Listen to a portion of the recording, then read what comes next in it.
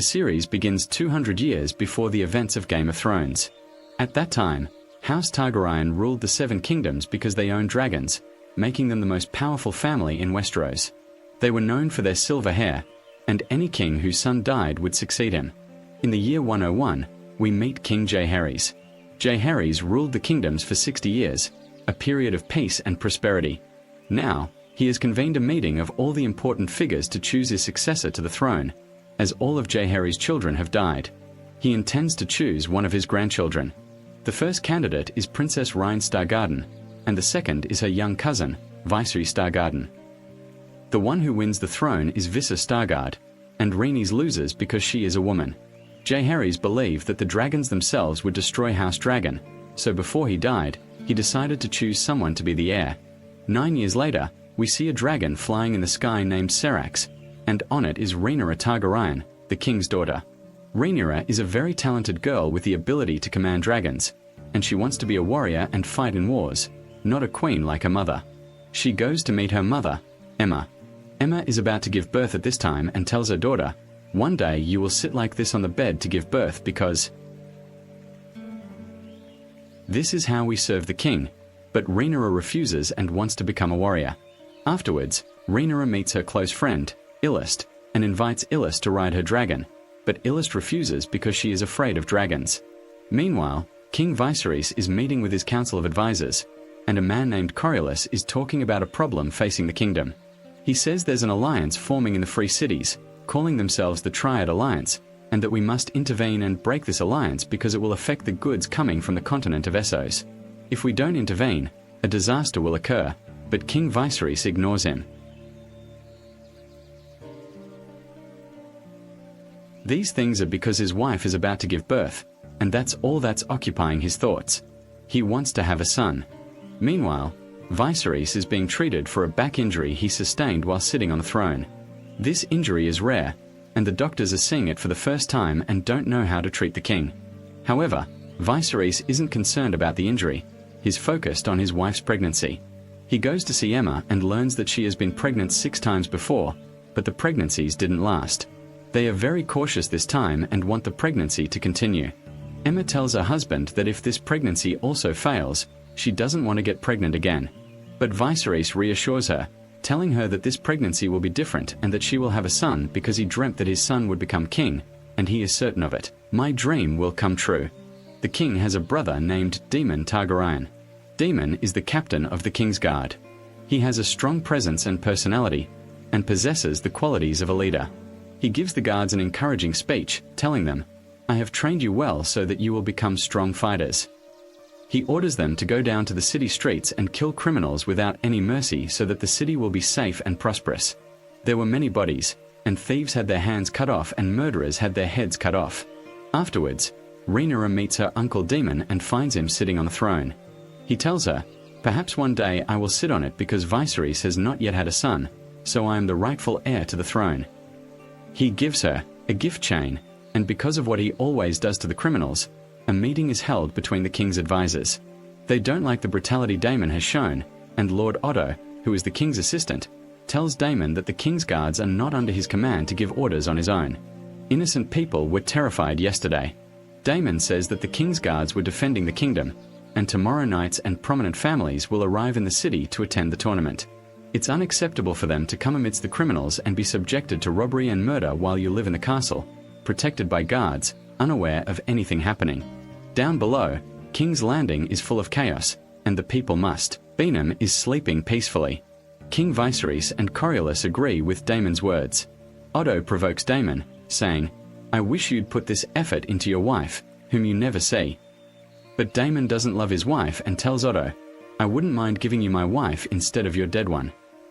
Otto gets angry at his words, and Viserys calms him down and asks Daemon not to repeat what happened yesterday without permission. Daemon agrees. The next day, the tournament arrives, and the king announces to everyone that Queen Aemma will be present. Everyone rejoices and applauds. The tournament begins, and the knights fight. A fighter named Christian Cole is brilliant and defeats 2 knights, turning heads. Rhaenyra is paying close attention, especially since Christian Cole isn't from a well-known family. Then Daemon Targaryen arrives and chooses to fight Gwen Hightower, the son of Lord Otto Hightower. At first, Gwen strikes Demon a powerful blow, but then Demon breaks Gwen's horse's leg and defeats him. Elsan is very worried about her brother, but it turns out he's all right. Meanwhile, Viserys receives news that his wife is about to give birth, so he goes to see her and discovers that the baby is breech. The doctors tried to turn it right side up but failed. The Maester asks Viserys to make a fateful decision, to sacrifice one of them, either the child or the mother, because there's only one way to save the baby, and the doctors. They cut open Emma's stomach and take out the baby, but Emma will die this way. Cersei is nervous and wondering what to do. At the same time, Christian Cole is fighting Daemon. The fight is very intense and evenly matched. To everyone's surprise, Daemon falls from his horse. Daemon is furious and continues fighting with his sword, attacking Christian fiercely. But Christian breaks Daemon's armor. It's clear that Christian is a very strong fighter, and Daemon manages to bring him down. He thinks he has won and is celebrating with the crowd, but Christian attacks him from behind, knocks him to the ground, raises his weapon, and orders him to surrender. Daemon does surrender, and Rhaenyra gives Christian a rose and wishes him good luck. Meanwhile, in Cirrus, Bacon chose to sacrifice his wife Emma. He comforted her, kissed her hands, and told her he loved her very much. Emma realized she was going to die in the operation and kept screaming. The operation was successful, and the baby was born. It turned out to be a boy, but Cirrus didn't know whether to be happy or sad because Emma died after losing a lot of blood. However, contrary to expectations, the baby died quickly. The royal family attended Emma's funeral, and Daemon told Rennie, "Your father needs you now more than ever." Afterwards, Cirrus sat with the king's council, and Otto told him, "We must talk about the heir after you to the throne because you have no heir. You must decide who will be king after you. To maintain the stability of the kingdom, Carlisle says the heir is already chosen, Daemon Targaryen, because he is the king's brother. But the council doesn't approve of Daemon. His actions are reckless and unpredictable, and no one will feel secure if he becomes king. Otto says Daemon must be kept completely away from the council. Viserys doesn't like this and says Daemon is his brother and will always have a place at this table. Viserys believes that Daemon has no ambition to be king and reveals that Daemon is spying on them and listening to their conversations. Otto suggests that Rhaenyra should be the heir to the throne, but the other councillors refuse because no girl has ever sat on the throne. Otto says, "There's no other solution because Daemon can't become king, otherwise he'll be the worst king in history. What he did to his wife with the criminals proves he's impulsive and reckless, and it's my duty to speak out and protect the kingdom from him." Cyrus suggests that his wife, Rhaenys, should be the heir to the throne because Rhaenys would have become queen instead of Viserys and already has a son. But the entire council objects to this decision, and Viserys gets angry and yells at them, saying, "My wife and son are still dead, and you're worried about who will sit on the throne after me." He leaves the meeting and walks away. Afterwards, Otto thinks of something clever and cunning and orders his daughter, Alicent, to go to Viserys' room, comfort him, and try. She tries to seduce him into loving her and wears a beautiful dress, but Alicent doesn't like the idea. However, she agrees to do what her father says and goes to Viserys in his room. Meanwhile, Daemon spends the night in a brothel and tells the king's council that he is upset because he is the only heir to the throne, but there's nothing they can do since he is the next king. The next day, the king finds out that his brother was in the brothel and is furious because Daemon shouldn't be going to such places, especially since his son is still dead. He meets with Daemon alone and confronts him about this crime, saying, "How dare you celebrate becoming king when my family is still dead? No one in the council likes you except me. Time is on your side, but you always repay kindness with cruelty." Daemon refuses to admit his wrong and blames Viserys for ignoring him. He says, "Time is long, and I'm supposed to be your assistant. For 10 years you've been taking me around the kingdom, and in the end, you make me the captain of the Kingsguard, leaving fools like Otto around you. The whole council knows you're weak and they exploit your weakness to do what they want." The discussion between Viserys and Daemon leads nowhere. Viserys tells Daemon to leave King's Landing, and Daemon is upset by this decision, feeling powerless to change it. He leaves, and then Viserys goes to meet his daughter Rhaenyra alone. He tells her, "For years I was obsessed with having a son to inherit the throne, but I forgot I had someone like you, skilled in dragon riding and with a strong personality. What distinguishes our family is our expertise in taming dragons. Otherwise, we'd be ordinary people. I thought long and hard before making this decision, and I've decided to make you the rightful heir to the throne. Rhaenyra is surprised by his words. He also tells her, I must tell you a secret passed down from king to king, known only to me. Viserys tells her about Aegon the first Targaryen ruler of the Seven Kingdoms, the one who conquered Westeros and brought all the Targaryen families under his rule. He tells her Aegon saw an important vision of the future, that humanity could be completely wiped out by an enemy coming from the north called the White Walkers. At that time, all of Westeros must unite to fight this enemy, and there must be a Targaryen present to unite everyone. Aegon called this dream the Song of Ice and Day, and this secret is passed down among the kings, starting with Aegon. You must pass this secret on to the next king. After that, all the lords and heads of families bow to Rhaenyra and declare their loyalty to her when she becomes queen. Then we move to the free cities and see the destruction that occurred, the bodies of the dead, and crabs feeding on the corpses. All of this happened because of the Triad Alliance, which Cyrillus feared, and on the other side, in King Cyrillus' council, he enters in a rage and tells them, I lost my men and ships against the Triad Alliance, and we must deal with them and defeat them. The council tells him they will compensate him for his men and ships. Cyrillus says, I don't want compensation. I want to defeat the leader of the Triad Alliance. But Viserys refuses, saying, I'm not ready to go to war now, and I've sent people there to resolve this matter amicably. Rhaenyra is present and hears this conversation. She intervenes and says, We have dragons, why don't we use them? Cyrillus likes Rhaenyra's opinion, but Viserys refuses and doesn't want war. She grows to this point and the guard orders Rhaenyra to take Rhaenyra so that she can choose the new guard for the king. Then Rhaenyra stands in front of several knights and each knight knows Rhaenyra's history and accomplishments, but there are many knights who do not admire Rhaenyra because they have no experience in battles, but when she sees Christian Cole, she thinks that this is the brave person who was able to confront Daemon and defeat him, and Rhaenyra chooses him just because he will be one of the king's guards. Otto asks her to think again and wants her to choose a knight from a well-known family in order to create an alliance between the family and the king's throne, but Rhaenyra tells him that the person who defends her father must be a strong person, and Christian is a strong knight.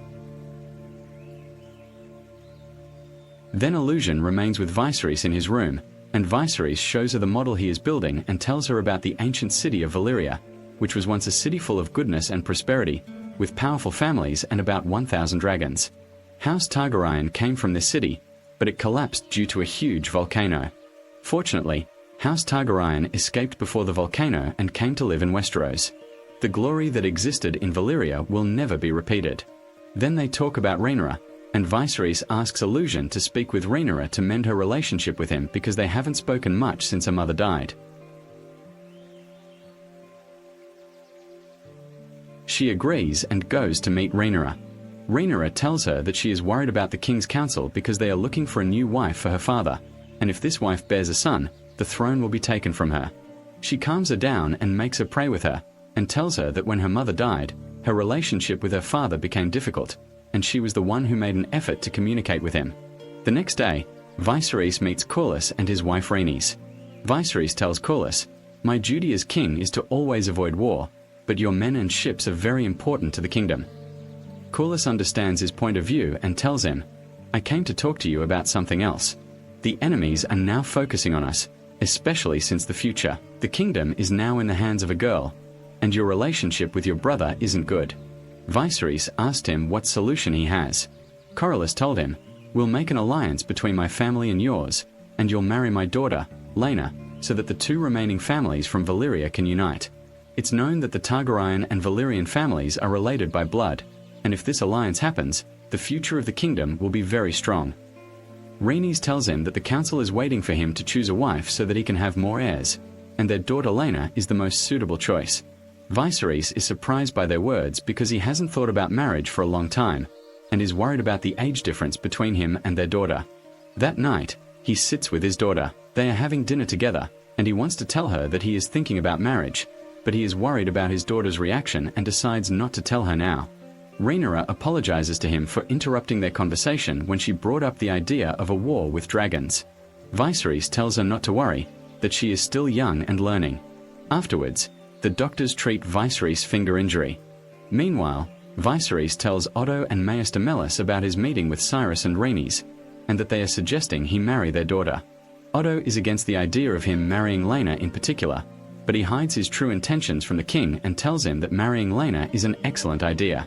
Maester Mellis also welcomes the idea and the alliance between the two most powerful families in the kingdom. Viserys will unite the entire kingdom. He tells them, "I'm afraid of Rhaenyra's opinion." Mellis tells him, "Rhaenyra can't refuse because your goal is to maintain the kingdom's stability." Otto tells him, "I also loved my wife, but if I'm forced to marry again for the kingdom's good, I will definitely do it." And with that, Otto convinces Viserys of the idea of marriage. The next day, Viserys meets Lena Valyrian, who is very young, about 12 years old. She starts a conversation with Viserys and asks him about the whereabouts of the dragon Vigor. Vigor is a very large dragon, and whoever rode him was Aegon I. Viserys tells her, Vhagar flew away on his own, and no one knows where he went. Lena, she tells him it's a great honor for the two families to unite again, just as they were in Valyria, and that she will bear him many children to strengthen the royal line. Rhaenyra watches them from afar and understands that Viserys might marry Lena. Rhaenys meets her and asks if she's upset that her father is marrying Rhaenyra. She gives a diplomatic reply, saying that her father has the right to marry Rhaenys. Rhaenys tells her that she herself is upset that her daughter is having such a marriage because it's not based on love, but understand that her father will marry and will certainly have many children, and there's a good chance one of them will be a son. When that son grows up and her father dies, all the lords of the kingdom will want that son to be the heir. You're not the king because the system is that men are the ones who become kings. Rhaenyra says that when she becomes queen, she'll make a new system and that it's normal for a woman to become queen of the 7 kingdoms. Rhaenys tells her, "I wish you were right, but I was in your place once, and everyone wanted your father to become king." But Rhaenyra isn't convinced because all the roses have pledged allegiance to her. Rhaenys tells her, "I'll tell you the truth that no one else will. Men are ready to burn down the entire kingdom rather than see a woman sitting on a throne, and your father knows this very well." Afterwards, Cersei is talking to Illist alone, as usual, and discussing his marriage with her. And Illicent tells him that's a good idea, and surely his wife will be as happy with him as I am with him. Otto enters and tells Viserys that he has called the council for an important meeting.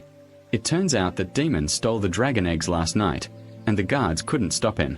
Daemon left a message before he left, saying that he's getting married again, that his wife is pregnant, and that his son will need the dragon eggs like any other Targaryen. He invites Viserys to his wedding in 2 days. I'm currently on Dragonstone Island, and the council tells Viserys that Daemon can't just steal from them and escape so easily because he's disrespecting the king, and besides, this is theft. The egg that was meant for Viserys' son, who died, makes Viserys furious. He decides to take an army and fight Daemon, but Otto refuses because it's dangerous for the king. "Let me go instead," he says. Otto prepares himself to go to Dragonstone, and before leaving, he tells his daughter, "I want you to meet the king today and try to seduce him." After that, he arrives at Dragonstone with his army and meets Daemon and his new wife. Otto orders him to hand over the egg and leave the island, as these are King Viserys' orders. Daemon asks where King Otto is. Otto tells him, "The king won't lower himself to meet you." Daemon says, "I didn't commit a crime. I took the dragon's egg for my unborn son." Otto says, "The dragon egg goes to legitimate children, not those born to a whore like your wife. You're tarnishing your family name, Daemon." Daemon tells him, "Love knows no family or title. If you want the egg, then fight me for it." Everyone draws their swords against each other, but suddenly Daemon's giant dragon, Craxus Vorto, appears. His men are frightened and lower their swords. To their surprise, another dragon appears. This time it's Serax, and Rhaenyra is riding it. She gets off the dragon and joins the argument, telling Daemon, "I'm the princess of this castle, so you're a guest here. You also stole my brother's dragon egg, and I know you're upset, because the throne is gone from you, but in order to get it, you must kill me in order to become the sole heir." And of course Daemon does not do that, and she was able to convince him to return the egg to her, and Renee becomes happy and proud of herself, riding on the dragon and walking, and then Daemon tells his wife Mysaria that she is not pregnant at all and does not want to succeed. And all of this is a play by Daemon so that everyone knows that he will succeed. Children, and he deserves to be the king, and Mysaria remains afraid that Viserys will decide to kill her, and she tells him that I am a prostitute and will be sold from one person to another for years. As if when I am with you, I do not feel afraid, but I feel fear and reassurance for me, which is more important than gold and power, while Viserys is discussing his marriage to Laena with Lord Lionel. Viserys is worried about this marriage because the girl is still young. Lionel tells him that the girl will grow up and he will be able to marry her, and that Kurlos will be minister of the ships, and his family has taken up residence in Westeros. Therefore, marrying Laena will be of great benefit to the kingdom, and if he refuses to marry her, Kurlos will be very upset. He also warns that they might go to war with the Thalas, and Kurlos owns half the kingdom ships, so without him, they will lose the war. However, Viserys is a shaky and hesitant person, unable to make a decision, even though Lionel, Otto, and the other advisors are urging him to marry Laena. Afterwards, Viserys meets his daughter and gets angry with her for leaving King's Landing without telling him, went and acted without the king's permission. He tells her, "You are the only heir, and you can't put your life in danger."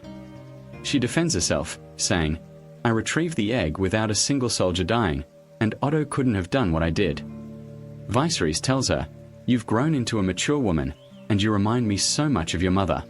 I feel empty without her, and she's left a wound in my heart that will never heal. But she's surely listening and understands the decision I'll have to make." Rhaenyra understands that he's talking about marriage and encourages him to marry. He tells her, "I wouldn't trade your mother for anyone, nor would I trade you for the throne for anyone, but the lineage of the family. The Targaryen dynasty could easily end, so it's my duty to have many sons to carry on the Targaryen name." Rhaenyra tells him she understands his decision. The next day, Viserys meets with the council and announces that he will marry, but not Lena Valrian. Instead, he will marry Illican Hightower's daughter, Otto Hightower. Corrals is shocked by this decision and tells him, "You left the richest family in the kingdom for a family no one knows." He leaves the council and walks away. Rhaenyra is also shocked that her father is marrying her close friend and that no one told her all this time. She leaves the council and walks away. Afterwards, Corrals goes to meet Daemon and offers him an alliance, telling him, "I built my name through my own efforts, and you also built your name through your own efforts, and we were both ignored." He's talking to Daemon about what's happening in the Free Cities, and that the Triads have occupied Stepstone. "As soon as my ships pass by Stepstone, the Triads kill the merchants and destroy my merchant ships, leaving the bodies of our men to be eaten by crabs. They're occupying Stepstone because their goal is to weaken Westeros. I've asked Viserys many times to do something about this, but he always refuses. If the Salas control the sea, they'll destroy my ships completely, and the ships are the source of my family's power, and I won't allow that to happen." Daemon tells him, "My brother is a failure as king, but why do you want to ally with me?" Cyrus replies, "When we defeat the Triads, you will have proven yourself a strong person." Daemon is convinced by his words, and we move to the Free Cities. We see the destruction caused by the Triad gang, and suddenly Daemon's dragon arrives and sets them ablaze. All the Triad men run to hide in the caves to save themselves from the dragon's fire. The gang leader, Drihar, hides in a cave, and Drihar's men shoot flaming arrows at the dragon. Daemon packs up and leaves. On the other side, 3 years have passed since Viserys married Alicent, and they had a son whom they named Aegon. In Viserys, news reaches him, important news about the Triads and that they are destroying our ships, but Viserys doesn't care because today is his son's birthday. Tywin Lannister tries to explain to him that this is important news and we can't ignore it. Cryalis still can't defeat the Triads, his men are being defeated, and Daemon's men are beginning to doubt their loyalty to him.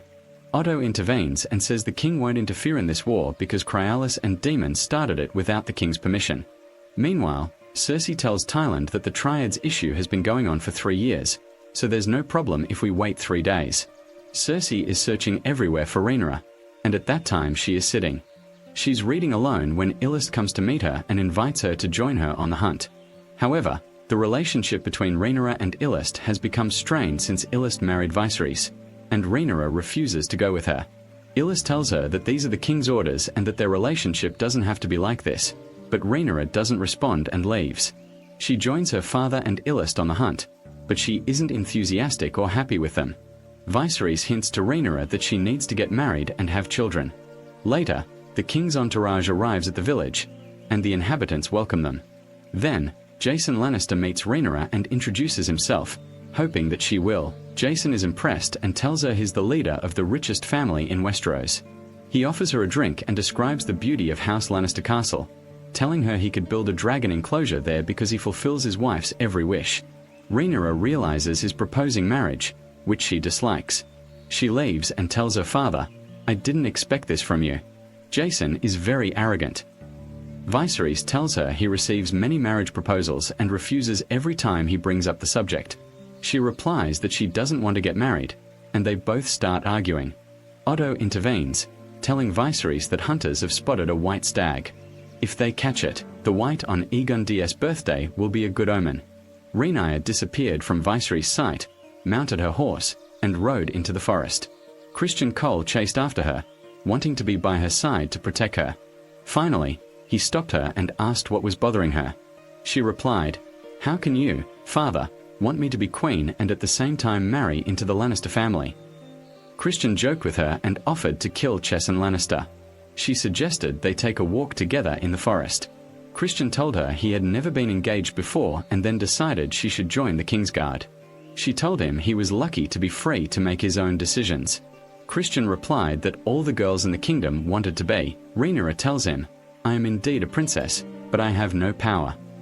Christian replies, "On the contrary, you chose me to be the king's keeper, and this is the highest position any member of Housecool has ever attained." Meanwhile, the king and his men reach the forest to hunt the white deer. Viserys learns that the white deer is a rarer animal than dragons. After Viserys returns to the feast, Jason comes to meet him, still hoping to marry Rhaenyra. He presents Viserys with a golden spear for Aegon's birthday and tells him, "I am still ready to marry Princess Rhaenyra and will compensate her for the queenship she lost." But Viserys informs him that Rhaenyra is still the first heir to the throne, and no one dares question any of my decisions. He orders Jason to leave, and Otto discusses Rhaenyra's marriage with Viserys, telling him that Rhaenyra must listen to him because he is not only her father but also the king. He suggests marrying her to someone else if Jason is not suitable, and his opinion is that she should marry Aegon. Viserys laughs because Aegon is only 2 years old and tells him he is tired of hearing about these matters. He orders Otto to leave, while Rhaenyra remains with Christian in the forest until nightfall. They hear a strange noise approaching, and Christian prepares his sword when a wild boar suddenly attacks him. It then attacks Rhaenyra, but she manages to kill it. Viserys was afraid he had made the wrong decision in marrying and having a child with Alicent. He told Alicent, "I dreamt that I would have a son who would become king, and every night I wished the dream would continue so I could see what would happen. I was obsessed with having a son, and this obsession is what killed my wife. I'm afraid my decision to let Rhaenyra become queen was a mistake." The next morning, the hunters caught the doe, but it wasn't a white doe, it was a large one. Viserys took the spear and killed it. Rhaenyra, however, saw the white doe before her and decided not to kill it, letting it go. Afterwards, Otto met Alicent alone and told her, "Your son Aegon is the one who must become king of the 7 kingdoms. If Rhaenyra becomes queen, the kingdom will face problems and chaos. The best solution is for your son to become king. But you still love her friend and tell him Rhaenyra will be a good queen, and all the families have pledged allegiance to her. I won't raise my son to steal the throne from his sister." Otto tells her Aegon won't steal anything that is rightfully his. Aegon is the firstborn son of the king, and these are the laws of the kingdom. It's one without any complications. Aegon is the king, and you must advise Viserys on the logical decision. Indeed, Alicent goes to sit with Viserys, but he is preoccupied with news of the war against. Viserys received a message that Craellus and Daemon were losing the war, and Sensin suggested he help them. At first, Viserys refused, telling her she was too kind. She asked him if it was better for Daria and the Triad to win or lose. Sensing's words sparked an idea in Viserys' mind, and he decided to help Craellus and Daemon in the war. He gave a message to a soldier named Adam, begging him to deliver it to Daemon. He told Rhaenyra, "I won't let my brother die, and you seem to want to cause me trouble, just like Daemon. Every decision I make requires a battle to be carried out, and everything you resist has led to your death." She replied, "Because you want to put Aegon in my place on the throne, so you want to marry me off and take me away from King's Landing? And after you gave birth to Aegon, I'm no longer of any use to you?" Viserys tells her, "Most marriages happen to create alliances. I married your mother to create an alliance between the 2 families. However, I loved her, and she made me a man. I don't want to trade you." I want to see you happy and with a future before I die. So you must marry and have offspring and a family so that your claim to the throne will be stronger. I won't make you grow up. Choose whomever you want. I swear by your mother's soul that I don't want to trade you for anyone on the throne." Rhaenyra is relieved by his words, and then we move to the war in the circle, and it becomes clear the food that Coriolis and Daemon have is almost gone, and they have requested reinforcements from the Valyrian family castle. However, the reinforcements will not arrive for 2 weeks, and the Triads have the upper hand. The dragons and soldiers are unable to kill the Triads' men because every time they attack, the Triads run and hide in the caves. They must offer bait to lure them out of the caves. Vaemond, Coriolis' brother, believes that Daemon is the one who caused them to lose the war and wants to remove him from the war, but Coriolis orders him to be silent. Daemon enters the caves, and after a few seconds, Adam arrives with a message from King Viserys and delivers it to Daemon. Daemon reads the message and learns that Viserys wants to send reinforcements to stand with them in the war, and all this enrages Daemon greatly, and he beats Adam until he kills him because he refuses to win the war thanks to Viserys and wants to win it through his own efforts. He takes Kahab alone and heads towards the caves where the Triad men are hiding. He walks among the corpses of those who died in the war, raises a white flag, and declares his surrender. Then he draws his sword, and Ahar goes out to make sure it's not an ambush and that there are no men behind Daemon. He sends his men to take the sword from him, while the Triad men are ready with their arrows in case of any treachery. The soldiers do indeed take the sword from Daemon, but suddenly Daemon pulls it. He was alone and killed the soldiers. The soldiers shot arrows at him, but Daemon ran faster than the wind, and none of the arrows hit him. Every soldier he encountered, he killed. More of his men came out of the caves to kill Daemon, but Daemon proved to be a brave fighter and killed them all. However, in the end, he was hit by arrows and hid, pulling the arrows out of his body. But a large number of his Triad men came out of the caves and ran after him. Daemon felt that it was the end and stood to fight to his last breath as they surrounded him from all sides. But Coriolis' men had arrived unnoticed, and the dragon of Lenore, the Larion, was present. The place is ablaze, and wherever it is, it kills the enemy. Daemon sees Drihar returning to the cave and runs after him quickly. He then emerges, dragging Drihar's body after cutting it in two. Thus, the war finally ends thanks to Daemon Targaryon's bravery. A year later, Rhaenyra is in Storm's End, the castle of House Brazion.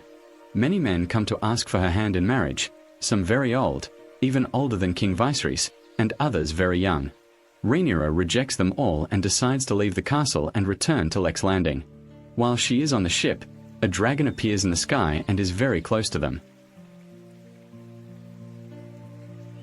So much so that the ship was about to capsize.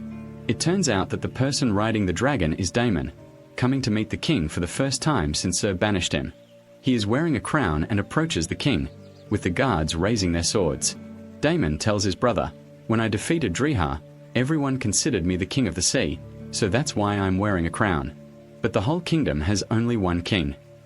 He kneels before Viserys and presents him with the crown. Uddo and Daemon exchange glances because they don't like each other. The king forgives Daemon for everything and hugs him. They go to the party held in honor of Daemon's return. Rhaenyra is overjoyed at her uncle's return because she hasn't seen him in years and always avoids Alicent, and Iacant goes to sit with her and asks her about the men who came to propose to her. Rhaenyra's opinion was that these men didn't want her. They just wanted to marry someone from Targaryen, and she didn't want to be imprisoned in a castle and devote her life to having children. Iacant tells her that she hasn't had any friends since she married in Cersei because everyone sees her as the queen and is hesitant to interact with her. Rhaenyra tells her that she missed her very much, and then she goes to meet Daemon and tells him that he must have returned for a specific reason.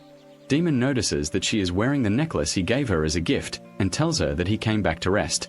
And Daemon is now a quiet person who doesn't speak. He was very different from how impulsive and reckless he used to be. She was telling him that her father wanted to marry her off at any cost, and Rhaenyra saw this marriage as a death sentence and imprisonment for life. She didn't like the idea of having children, and her mother died because of childbirth, since her father treated her like nothing more than a procreation machine. Daemon was advising her, telling her she couldn't live her life in fear and miss out on the good things in the world. Meanwhile, Viserys was sitting with the council and learned that Corlys had occupied Stepstone Island after Derihar died. He was certainly upset because the king refused to let him marry Lena. They also received news that Corlos wanted to marry his daughter to the son of the ruler of Bravos, and that the Valyrians had allied themselves with the cities. The free woman will be a strong threat to us, and Viserys feels worried. Then, when Rhaenyra enters her room, she finds strange clothes and a letter containing a map leading to a secret exit. When she walks through the secret exit, she meets Daemon, who says he wants to take her on a tour of the city streets. She wears simple clothes that hide her identity and conceal her silver hair. The clothes make her appear as an ordinary woman, and no one suspects her at all. They believe she is a boy. Rhaenyra is happy because for the first time she is walking among the common people, and they are attending a play performed in the street. The play is about who will become the next king, and when they say Rhaenyra's name, the people whistle and KNARF likes her, and the actors expect Aegon to become king because he is a boy. Rhaenyra is upset by all this and leaves. Later, she steals food from a vendor and runs off jokingly because she wants to go on an adventure. One of the king's guards stops her, but he quickly recognizes her and understands that she is playing games with Daemon. Daemon takes her to a brothel so she can see things she has never seen before in her life. Afterwards, Daemon kisses Rhaenyra, and they begin a relationship. A spy sees them. When Rhaenyra returns to her room, she pulls Christian into her room, locks the door, and begins a relationship with him as well. Afterwards, the spy goes to Otto to report what he saw. The next day, Otto tells the king that people saw Daemon and Rhaenyra yesterday at the brothel and that they had a relationship. He says the royal family's reputation is falling apart, but Viserys doesn't believe Otto and says it's all a lie. He demands Otto bring him the person who told him this so he can gouge out their eyes. Otto tells him the source is reliable and that witnesses saw Rhaenyra in the city streets. But Viserys still doesn't believe anything that could tarnish his daughter's honor. He accuses Otto of trying to ruin Rhaenyra's reputation to keep her from the throne and wants his grandson to take it. He orders Otto to leave and tells him that Alice overheard them and went to meet Rhaenyra. And she asks her if she was really with her uncle at the brothel. Rhaenyra tells her, "I was just out with my uncle." The scent tells her, "The Targaryens have strange customs. You have sisters who love each other and marry, and Daemon doesn't know his limits." Rhaenyra begs her to believe her, saying, "I didn't do anything, and whoever told your father this rumor is a liar. No one can question my honor." Scent doesn't know if her friend is telling the truth or lying.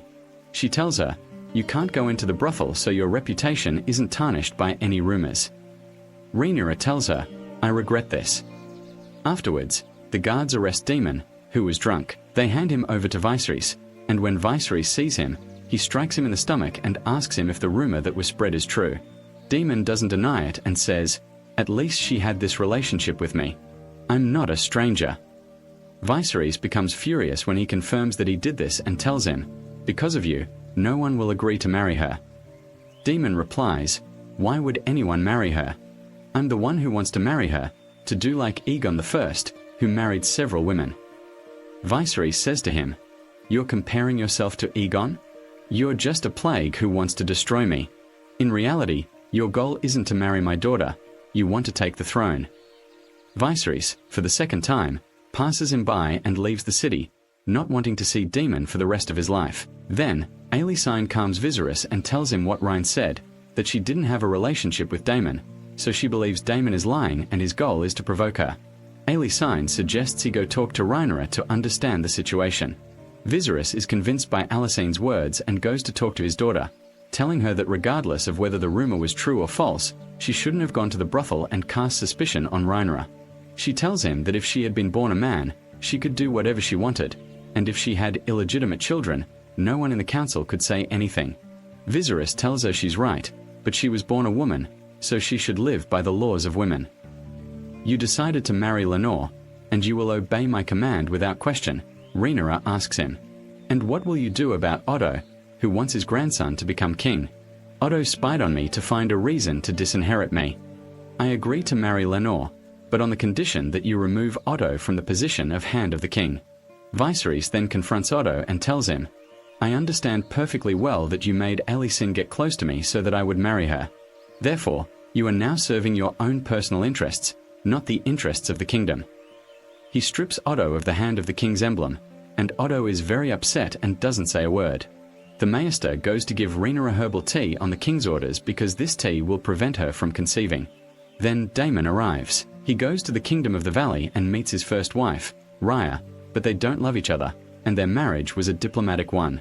Raya asks him what brought him there, saying his brother must have grown tired of his presence and ordered him to leave King's Landing. She senses he's coming to kill her, and her hand reaches for her weapon, but Damon knocks her off her horse. He then grabs a rock, intending to kill her. Meanwhile, Otto prepares to leave the city, and Elsan is very upset about his departure. He tells her, "You are one of the reasons I'm leaving because you chose Rhaenyra and believed her words," and her father couldn't wait to find a reason to believe Rhaenyra. Know that the king will die one day, and that day isn't far off. Rhaenyra has become queen, so there will be war because the whole kingdom will not accept her. Maybe to secure her right to the throne, she will kill your son. Don't be foolish and look at this reality. You must prepare Aegon to be king, or you will be begging Rhaenyra not to kill your son. He hugs her and leaves. Afterwards, Viserys, Rhaenyra, and his men go to Driftmark Castle, the castle of House Valyrian. Viserys meets Corlys, and Corlys congratulates Lord Lionel for becoming Hand of the King. Corlys is happy that Otto has been removed from his position because he didn't like him. Viserys learns that Anna, Daemon's wife, has died. It is said that she died while hunting. Her neck was cut, and her skull was destroyed, which is strange. Because she is skilled in hunting and horsemanship, Viserys tells him, "I've come to talk about another matter. I want to marry my daughter to Lenor Valerian so that the two families can unite." Kerylos tells him, "This is an honor for me and my family, and I agree, of course, but I have a few conditions. That Rhaenyra remains the rightful heir to the throne and remains so forever, whatever the circumstances. And when Lee and Rhaenyra have children, they will carry their father's name, and Rhaenyra's children will be the heirs to the throne." Viserys agrees to all the conditions except one, that Rhaenyra's children carry their father's name. He tells him, if that happens, then the Targaryen name will end, and there will be no rulers. On the throne, Viserys decides that Rhaenyra and Lenor's children will carry the Valyrian name, but once Rhaenyra's son becomes king, his family name will change to Targaryen because the Targaryens are the true rulers of the throne. Corlys and Rhaenys agree to this. Meanwhile, Lenor and Rhaenyra get to know each other, and she tells him what food she likes. They both realize that neither of them is in love, and this is just a diplomatic marriage. They agree to continue this marriage for the good of the kingdom, but afterwards, each is free to do as they please without the other interfering. Corlys and his wife Rhaenys talk about their marriage, and Rhaenys, "I'm afraid there will be problems and a war in the future over the throne between Rhaenyra and Aegon, but Charles is reassured because all the lords have pledged allegiance to Rhaenyra, and our family owns the fleet of ships and half the number of dragons in the kingdom, so no one will be able to challenge Rhaenyra for the throne. You should have become queen of the Seven Kingdoms, and the crown was stolen from you, and I intend to fix that, but Rhaenys has forgotten about this and no longer thinks that she was more deserving of the throne." Afterwards, Rhaenyra boards the ship and returns to King's Landing, and Christian knows that she is getting married. He tells her, "I've always known that you love freedom and don't want to marry whomever your father chooses, so what do you think about choosing freedom and let's run away together because we both truly love each other. Let's leave this whole world behind and go live on the continent of Essos. This will be a marriage of love, not for the throne." Rhaenyra rejects his words and tells him, "I won't bring shame on my father. I have a duty to marry someone from a great family, and he will be a good husband for me. But I agreed with him that we would do what we want, and therefore you and I will continue to love each other and mate. That way, I will continue to love you and I won't leave you." But Christian doesn't like this talk and tells her, "I don't want to be your lover. I wanted to be your husband, and I can't be the king's guard and betray the honor of my position by having a secret affair." The argument continues. Between them, he doesn't reach anything, so he leaves her and walks away. On the other side, a lord named Lars meets Alicante and tells her that today is a gloomy day for the city because her father has passed away. He said he was a good man, but the way he left was not good. He tells her that Viserys sent herbal tea to Rhaenyra's room, and those who drink this tea want to get rid of the pregnancy. He tells her that she needs an ally, and Alicante understands that this person is very cunning. After that, she asks to meet Christian to talk to him about Rhaenyra and the rumor that has spread about her having a relationship with Daemon. She tells him that maybe Rhaenyra made this mistake because she is still young. Christian interrupts her and says, "Rhaenyra did indeed make that mistake, but she did it with me. Even though she pressured me, I was wrong and deserved to be punished because I betrayed my duty." Alicent is shocked that Rhaenyra had an illicit affair, and with her own bodyguard too. She refuses to punish Christian for his crime and orders him to leave. Viserys, on the other hand, is very ill because he has gangrene in his arm. He feels frustrated and believes his end is near. He regrets not having achieved many victories in his life, not having conquered any territory, and not having defeated any enemies. He wonders what history will write about him and whether anyone will remember him in 100 years. Lionel tells him, "You protected. The kingdom after King Jahaz is still strong, and you lived your life in peace instead of engaging in battles, which is a good reputation, and any king would wish for that." Afterwards, the engagement party between Rhaenyra and Lenore takes place, attended by the leaders of the great families. Then, Coriolis, the leader of House Valyrian, arrives, and Daemon arrives even though no one invited him. Viserys doesn't say anything to him and lets him sit among them. He begins to give the opening speech, but when he sees Alicent entering the hall, he realizes that he had forgotten she hadn't arrived yet and that he should have waited for her. He forgot because he doesn't truly love her and doesn't feel her presence.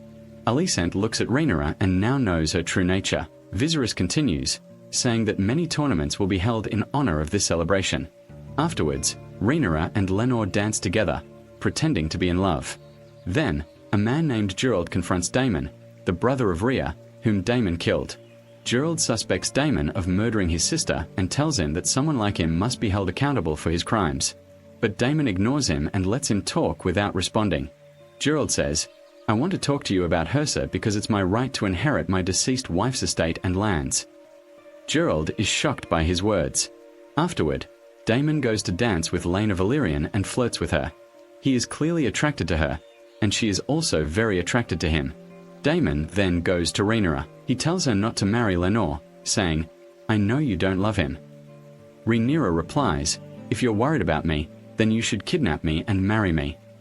Then Joffrey, Lenore's friend, tells her, "I noticed that the guard, Christian, seemed upset about the party, and I know he's Rhaenyra's bodyguard, so it seems he likes Rhaenyra." Joffrey goes to talk to Christian and threatens him, saying, "I know your secret with Rhaenyra." Christian tells him, "I don't know what you're talking about," and orders him to leave, but Joffrey keeps provoking him. Christian gets angry, and a fight breaks out between the two in the hall. Viserys sees what happened and is shocked. He wants to intervene but suddenly becomes ill. Blood comes out of his nose, and Christian beats Joffrey until he kills him. Everyone is shocked by this sight, and Lenore is very sad about the death of his friend. Afterwards, Lenore and Rhaenyra are married. Because of this, Christian is about to kill himself, but Alicent stops him. Meanwhile, Viserys suddenly collapses due to his illness. 10 years later, Rhaenyra gives birth to her third son, and she receives news that Alicent wants to see the child immediately. Rhaenyra takes the child and shows him to Alicent, and Viserys is overjoyed to see his grandson. When Alicent sees the child, she hints to Lenore that the child is not his, telling him that one day, "I'll see a child who looks like you," and she's saying that because there are signs that Rhaenyra's 3 children are the children of her bodyguard, Harwin. Lenore names the third child Joffrey after his friend who died, and Harwin knew that these 3 boys were his children, not Lenore's. Harwin holds the baby and is happy, and suggests to Rhaenyra that he train her 2 sons to fight. Afterwards, Rhaenyra's sons and Elizant's sons go to the dragon enclosure so that each of them can learn how to interact with his dragon and establish a connection between the dragon and its owner. Jess, Rhaenyra's son, teases his dragon and breathes fire on the sheep, and all the boys bully Aemond, Elizant's son, while he gives. He has a pig to train because Aemond still doesn't have a dragon. They laugh at him and leave, but Aemond gets very upset and decides to go alone towards a large dragon. As soon as the dragon reaches him, it breathes fire, and Aemond is terrified. Meanwhile, Alicent is sitting with her daughter, Helena. When Aemond returns to Alicent, she yells at him for going back to the dragon. He tells her, "My brother and Rhaenyra's children are always bullying me." Alicent tells him, "One day you will have a dragon." Afterwards, Alicent goes to Viserys and tells him, "It's unbelievable that Rhaenyra's 3 children don't look like Lenore. What's happening is an insult to you and the Valyrian family." But Viserys doesn't suspect at all that his daughter, in an illicit relationship, and believing that this is the nature of Rhaenyra's children, she is ordered not to speak of this matter again. She confides in Christian, who has become her bodyguard, and asks him why she is the only one who sees the truth about Rhaenyra's children. Christian tells her that Rhaenyra is stubborn and has no honor. Don't you tell him that honor will ultimately prevail? Afterwards, she goes to her eldest son, Egon, and tells him that Aemond is his brother and he must stand by him, not mock him with Rhaenyra's children. She must be vigilant because if Rhaenyra becomes queen, his life and his brother's will be in danger, and she will do anything to take the throne. He is the firstborn son of the king, meaning he, the coming king. On the other side, in the city of Pentus, Daemon and Laena have been married for a long time and live alone in a castle by the sea. Each of them has their own dragon, and Laena rides the dragon Veja, the largest and strongest dragon in the world. They meet a very rich family, and the head of this family wants to marry his son to one of Daemon's daughters. In return, he will give Daemon a house and a large farm, but he wants Daemon to join him in the war against the new Triad Alliance because Daemon owns dragons. Daemon tells him he will think about his offer, and Laena wishes to return to her former life and use him again, unlike Daemon, who is happy living there because they are living. Life is peaceful, without politics. We don't care who rules. The head of the wealthy family is offering us a simple deal. He wants to exploit our dragons, and we want the gold he has. She's begging him to return them to Westeros so our children can grow up there among their relatives. We are originally from Valyria, and our fate is more important than that, but he ignores her. Afterwards, Christian trains the two sons of Alicent but doesn't pay attention to Rhaenyra's children. Viserys is happy to see them and hopes they'll become brothers and always help each other, but Viserys' expectations are wrong. Harwin arrives and tells Christian, "You need to pay a little more attention to Rhaenyra's children and not create divisions among them." Remember, Christian takes Jesse and orders him to train with Aegon, even though the fight is unequal and the size difference between the two is obvious. Harwin and Christian give instructions to the boys, and Aegon attacks Jesse viciously, knocking him down until Harwin intervenes and stops Aegon. Christian asks Harwin why he's so interested in Jesse. Someone who acts like that must be related to him. Christian hints that he knows Harwin is Jesse's father, so Harwin attacks Christian and punches him hard in the face until the guards pull him inside. Rhaenyra learns what happened and leaves through the secret exit in her room to meet Harwin, but she finds him standing with his father, Lionel, so she eavesdrops. They are upon them, and you hear what they are saying. Lionel is yelling at him, saying, "Because of you, we are hearing rumors about our family, that you had a relationship with Rhaenyra. If this truth is revealed, you and your children could die." It is clear that the king is simply refusing to believe the truth. Afterwards, Leonor meets Rhaenyra, who is drunk most of the time. He tells her, "A new Thalas alliance has emerged and is attacking us from our ships on Stepstone Island. I must travel there and fight, and I will have to be away from you for months." But Rhaenyra refuses to let him go, saying, "There are rumors about us and questions about the father of our children. You cannot leave me and go, lest someone say that we had a fight and that you don't like me."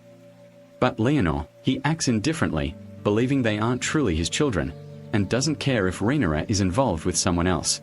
He tells her, "I'm a knight, I have a war at sea, I did my duty to you, I married you, and I fulfilled our agreement that each of us would do as we pleased. When the storm intensifies, Ali must flee." Rhaenyra tells him, "I command you, as Queen of the Seven Kingdoms, to stay by my side." They go to Daemon and Laena, and although they are on another continent, news from Westeros reaches them. They learn that Rhaenyra has given birth to her third son, but Daemon still doesn't long for Westeros or want to return to her. Afterwards, the King's Council meets and discusses the problem, Stepstone Island, and about the Trinity Alliance that appeared the second time. Rhaenyra and the Saint no longer liked each other at all, and they were always arguing, because when Rhaenyra ordered them to build towers and landships on Stepstone Island, the Saint refused and said, "This is a high cost." Rhaenyra did not let her decide and told her that the entire cost must go to the war, even if we had acted accordingly. 10 years ago, this problem had not arisen again, and Viserys was exhausted and tired from illness and could not participate in this discussion, and Rhaenyra was talking about another topic and saying that my son Jace would inherit the throne after me, and I was proposing that we betroth him to Helena, daughter of Eli Sent, so that they could rule together, and Viserys said that this was a genius idea. Rhaenyra tells Illusion that the dragon Syracuse laid a new egg for her son Aemond, and Illusion tells her she will think about it. Then Viserys tries to convince Illusion to agree and forget any old disagreements, but Illusion refuses and tells him, "When I die, do as you please." Afterwards, Lionel meets Viserys and is embarrassed by what his son did when he fought with Christian. He tells Viserys, "I want to resign from my position as King's Adjutant." Viserys tells him, "I have ordered Harwin to be dismissed from his position, and that is enough." I want you by my side to give me advice, and I will not allow you to leave your post. Lionel tells him, but my family has been exposed. The rumor isn't good, and I can't say more than that. Viserys told him that whatever happens, he'll continue serving the kingdom. Lionel agrees, but on the condition that Harwin goes to live in Harrenhal. Afterwards, Alicante goes to her room and meets Lars, who is Lionel's second son. It turns out that Alicante and Lars have an agreement between them, and Lars gives her all the information that's happening in the castle. She tells him that Lionel will take Harwin to Harrenhal. Lars tells her that the king can't believe his daughter is having an illicit affair, and her father can't give the king any real advice. Alicante misses her father very much and says there's no one left in King's Landing. Standing next to me and annoyed by Viserys' bias towards Lionel, Viserys decides to act and goes to prison and meets prisoners sentenced to death and decides to sabotage their exit in order to carry out a specific mission. But Lars decides to cut out their tongues so that no one of them speaks later and says what happened, and then Laena was giving birth to her third daughter. But the birth was difficult and the doctors would be forced to perform a caesarean section, and Daemon would go down. In the same situation that Viserys finds herself in, she asks whether you will choose to sacrifice your wife or the child, and most likely the child will not live even if she is born. And Lena, when she hears these words, comes out and goes to the dragon Vhagar and conspires that Vhagar blow fire on her because of her. She doesn't want to see her daughter die. Vhagar is hesitant at first, but then obeys Lena's orders. Daemon tries to save his wife but fails and watches her die before his eyes. Harwin bids farewell to Rhaenyra's children because he is leaving, and Rhaenyra is upset by his departure. Jace truly feels that Dybb is his father and asks his mother if this is the truth. She tells him no, that he is a Targaryen, and that is what matters. Rhaenyra then decides to leave because she doesn't want to hear any more rumors about her and decides to go and live in Dragonstone. On the other side, Lionel, Harwin, and the guards arrive at Harrenhal, unaware that Lars's men are watching them. At night, while Lionel is asleep, Lars's men set fire to the castle. Harwin is burned and dies. Lionel couldn't save his son or himself. Thus, Lars killed his brother and his father. Elsan is shocked by Lars's cruelty as he tells her, I only fulfilled your wish that you wanted someone by your side in the kingdom, and I will await your reward. Then we move to Laena Varion's funeral. Grief hangs heavy over everyone. Two daughters stand behind her. The funeral rites are performed, and her coffin is thrown into the water. Rhaenyra orders her son, Jess, to stay with Laena's daughters to comfort them over their mother's death. But Jess wants to attend his real father Harwin's funeral. She tells him that the Varion family, our real in-laws, aren't the Lionel family. Jess agrees and goes to them. Rhaenyra and Daemon exchange glances and laugh. Lenore goes down to the sea, very upset about his sister's death. Viserys suggests to Daemon that they return to King's Landing and forget their past disagreements, but Daemon refuses, telling him that Pentos is his home now. He leaves. Later, Coriolis meets with his wife, still thinking that the crown was stolen from her long ago. She tells him to forget about it, that he still desires someone of his own to sit on the throne because of his ambition, and that their daughter died because he married her to Daemon.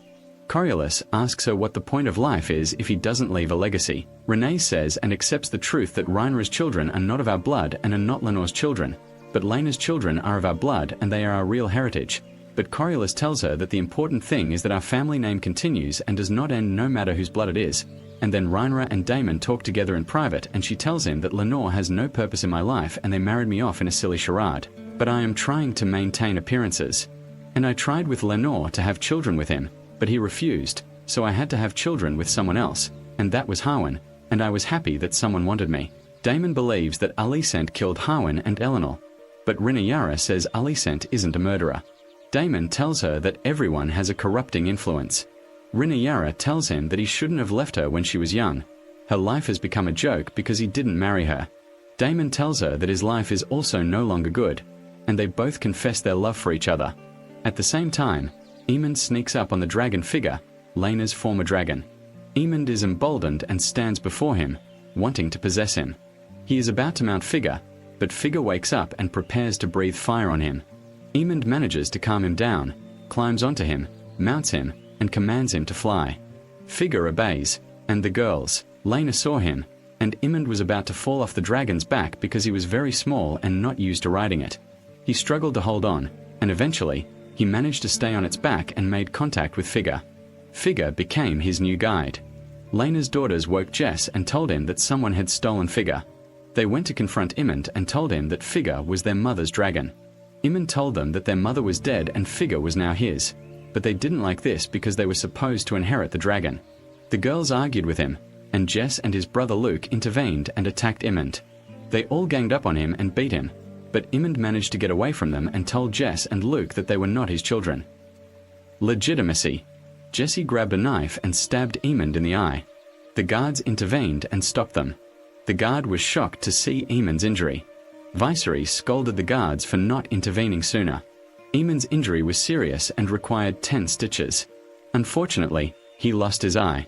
Alicente was shocked and hit Aegon because he wasn't there. The children were talking and recounting what happened, each one yelling at the other. Viserys yelled at them and ordered them to be quiet. Alicente said that Jesse and Luke wanted to kill her son. Rhaenyra responded, saying that her children were defending themselves from Aemond because he called them illegitimate children, thus insulting them. Illusion is unhappy that her son lost his eyesight because of an insult. She tells Viserys that the rumor is spreading throughout the kingdom. Viserys asks Aemond where he heard it, and Aemond says he heard it from Aegon. When Viserys confronts Aegon, Aegon tells him, "Look at Rhaenyra's children, and you'll see they don't look like Targaryens."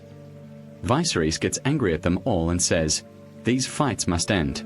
We are a family, and we must defend and love each other. Apologize to each other and end this." But Illusion doesn't want the matter to end so easily because her son has lost his eyesight, and she wants to take the eyesight of one of Rhaenyra's children. Viserys refuses and asks her to calm down, but Illusion orders Criticana to take it, Luke's eye, but Vius orders this matter to end. He addresses everyone, saying that anyone who doubts Rhaenyra's children will be killed. Rhaenyra was going to take her children and leave, but you took a knife and are going after Rhaenyra's children. Rhaenyra stops her, and the two become enemies. The disagreements between them increase, and Illis tells her, "I do everything for the good of the kingdom, and you do everything for your own benefit. You don't want me to get justice for my son." Rhaenyra tells her, "You've always hidden under the guise of being a good woman, but everyone has seen you for who you really are." In the end, Rhaenyra, who was injured in her hands by Illist, is attacked. Aemon intervenes and says, "I lost an eye, but I gained a dragon. This is a profitable deal," and this gathering ends. Afterwards, Otto meets with Alicante alone. Otto is returning to his position as King's adjutant, and he is not pleased with what Alicante did. She is genuinely feeling guilty and blaming herself, saying, "I was reckless. I shouldn't have attacked Rhaenyra. Viserys will favor her over me."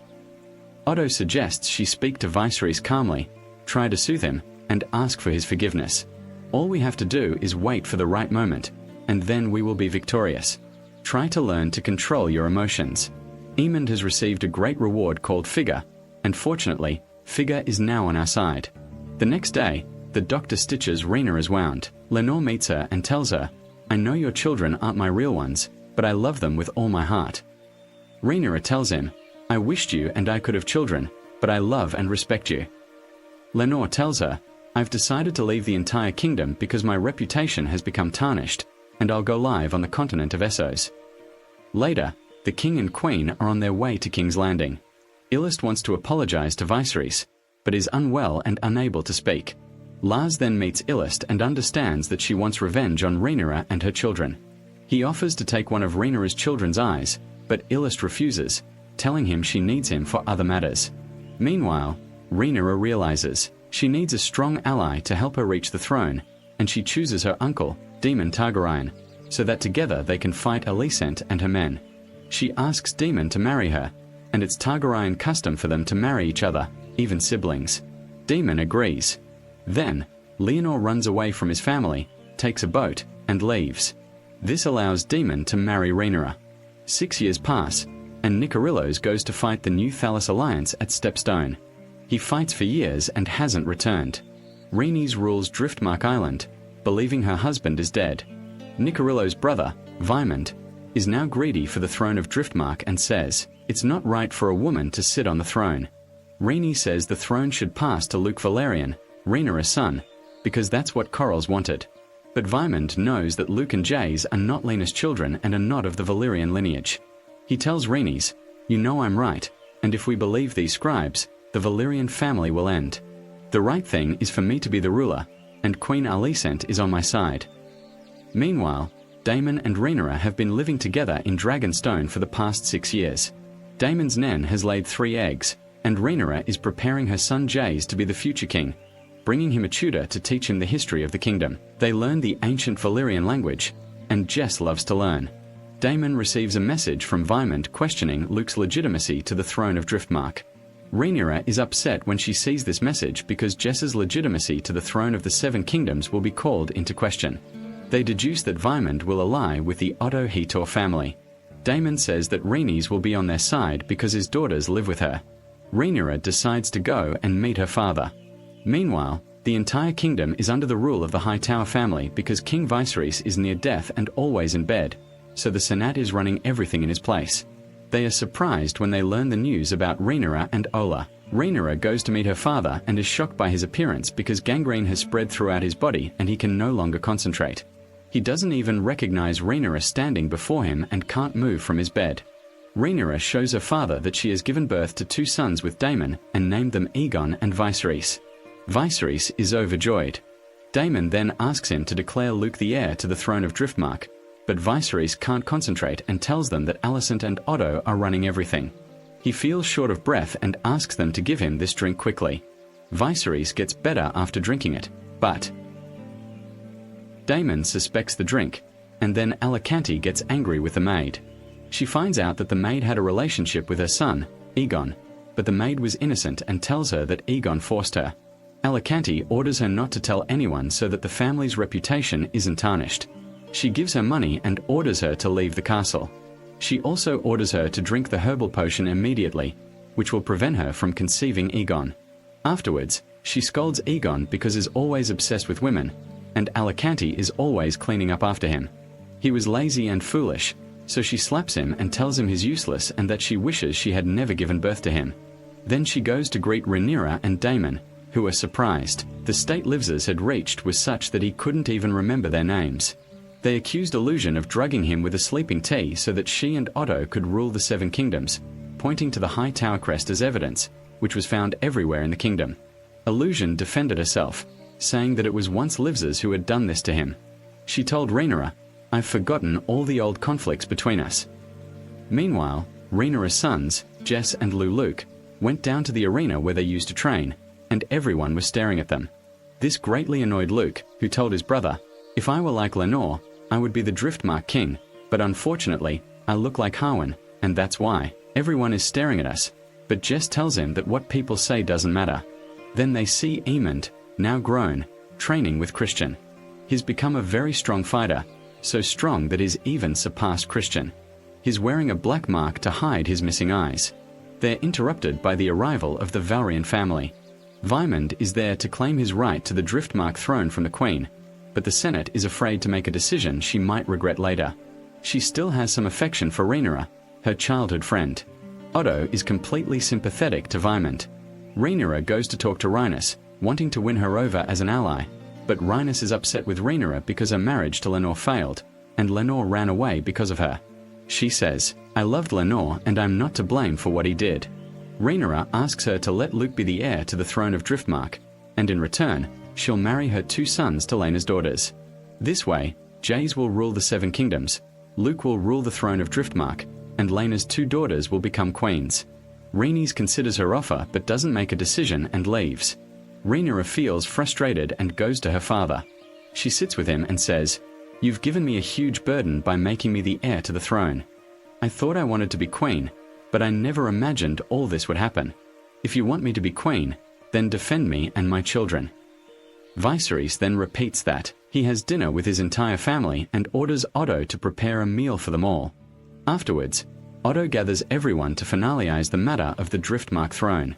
He sits on the throne as the king's lieutenant, and Vaemond says, "I am the closest to Corlys, and my blood is that of the Valyrians. My lineage is beyond question." After Vaemond finishes speaking, it is Rhaenyra's turn, but before she can speak, she is interrupted by the arrival of King Viserys. Everyone is surprised because no one expected him to come. He appears walking with a cane and wearing a mask covering his injured face. Rhaenyra senses that he has come specifically to defend her. Due to his exhaustion, the crown falls from his head, and Damon helps him, leading him to the throne and placing the crown on his head. Viserys, he speaks and says, "Why are you bothering yourselves with this? Rhaenys has the right to choose who sits on the throne of Driftmark." Rhaenys says, "Kurlis had decided that Luke would inherit the throne after him, and I will carry out my husband's orders and marry Lena's daughters to Rhaenyra's 2 sons." Viserys says, "The matter turned out to be very simple," and announces that Luke is the next ruler of the throne of Driftmark. But Vyman doesn't like this and tells Viserys, "You are breaking the law, and you have no right to choose who carries the Valyrian name, and I will not allow this." He points at Luke and says, "He is not my brother Harfy's." Viserys replies to Vymond, telling him, "Don't forget yourself." Vymond keeps yelling and raising his voice, saying that Rhaenyra's children are illegitimate and insulting Rhaenyra herself. Viserys pulls out his knife to kill him because of this, but Daemon doesn't wait and won't allow his wife to be humiliated in front of everyone. He immediately cuts off Vymond's head, and everyone is shocked by what happened. That night, the whole family gathers for dinner, and Viserys tells them, "I'm happy to see you all together today," and congratulates Jess and Luke on marrying Lena's daughters. Igjun keeps bothering and provoking Jess, and Viserys says, "I'm happy we are all together, but sad that you're at odds." He removes his mask, revealing his shattered face, and tells them, "I'm about to die. I don't want to see you upset with each other. The kingdom won't be strong, and the dragon family will be divided in 2. I'm asking you to unite for my sake because I love you all. I don't want you to see me as just the king. I'm a brother, a father, a husband, and a grandfather to this whole family." After he finished speaking, Rhaenyra stood up, greeted Alicent, and thanked her, saying that she stood by her father and cared for him. He apologized for anything he had done. Alicent was moved by her words, stood up, greeted her, accepted her apology, and told her that she would be a great queen of the 7 kingdoms. With that, the 2 of them forgot their differences and agreed that Rhaenyra would inherit the throne. However, Aegon was bothering Jace and his wife, but Jace held his composure and stood up to greet them. Aegon and Aemon are with him, and then they start eating. Rhaenyra and Alsyn are happy, and Viserys is relieved watching this scene. Then the guards take him to his room, but when the cooks bring a roast pig and place it in front of Aemon, Luke keeps laughing because he remembers when they used to bully Aemon and give him a pig to raise. Aemon gets angry and insults Jesse, Luke, and Joffrey, calling them weak. Jesse gets angry and goes to hit Aemon, but Aemon knocks him down with one hand. Aegon hits Luke, and the guards intervene and carry Jesse and Luke away. Daemon intervenes and calms Jesse and Luke down, challenging Aemon to do anything else, but Aemon leaves. Then Alicent goes. Viserys is there to pay attention to him, but Viserys isn't focused and thinks the person sitting with him is Rhaenyra. He's talking to her about the Song of Ice and Fire and the dream Aegon had, but the elder doesn't understand what he's talking about and thinks he's talking about her son Aegon. Viserys says that the prince who will unite the kingdom will be named Aegon, and the elder completely misunderstands him. She thinks Viserys is asking her to let Aegon sit on the throne, and these were Viserys' last words because he dies afterward. The elder is shocked by his death and goes to tell her father that before he died, Viserys wanted Aegon to become king. Vaoto gathers all the king's advisors in. Tariq attends a meeting and informs them that the king has died and that his last will and testament stipulates that Aegon, son of Alicent, should become king.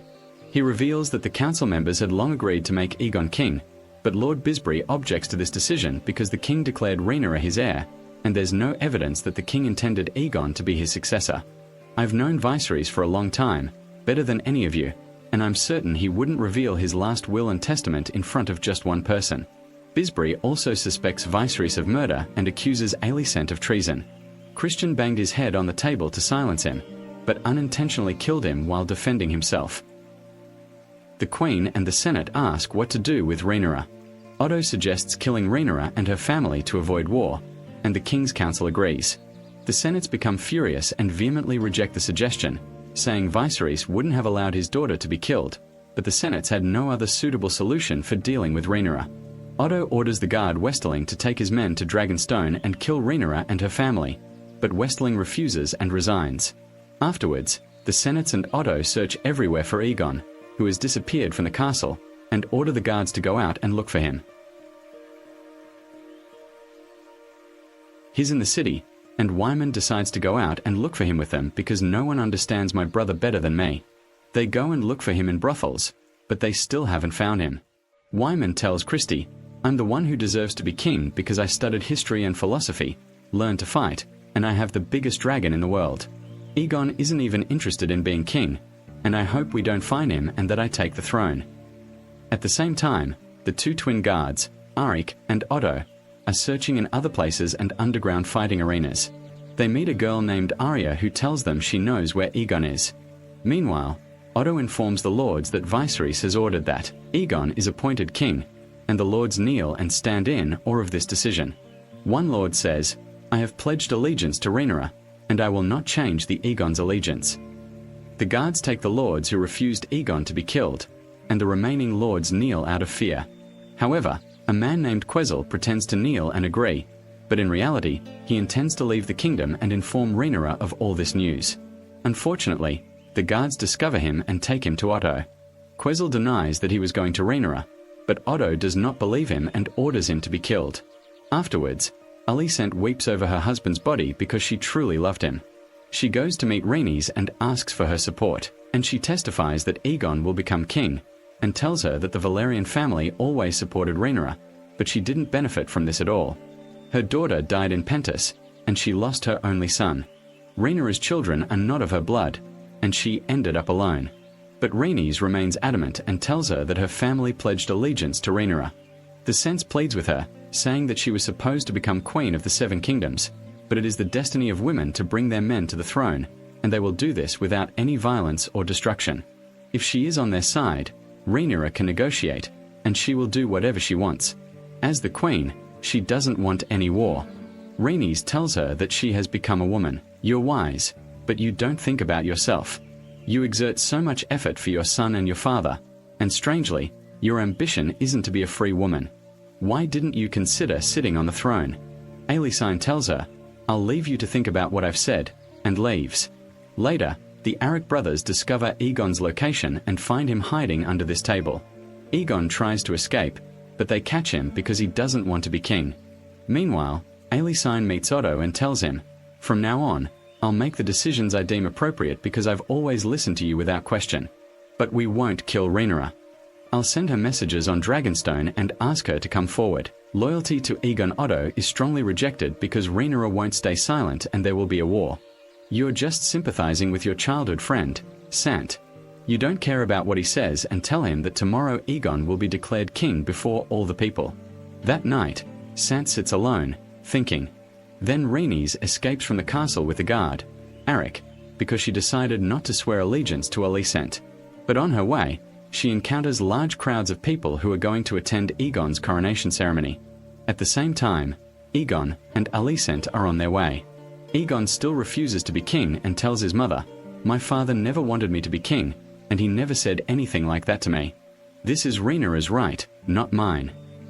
Alicent tells him, "Your father changed his mind at the last moment, and you give him his father's dagger, telling him that Otto will try to convince him to kill Rhaenyra, and you want him to refuse because we cannot rule with violence and wars since Rhaenyra is your sister." Afterwards, all the people of King's Landing gather in the hall, and Otto announces to them that the king is dead, but his last wish is that Aegon too should become king of the Seven Kingdoms.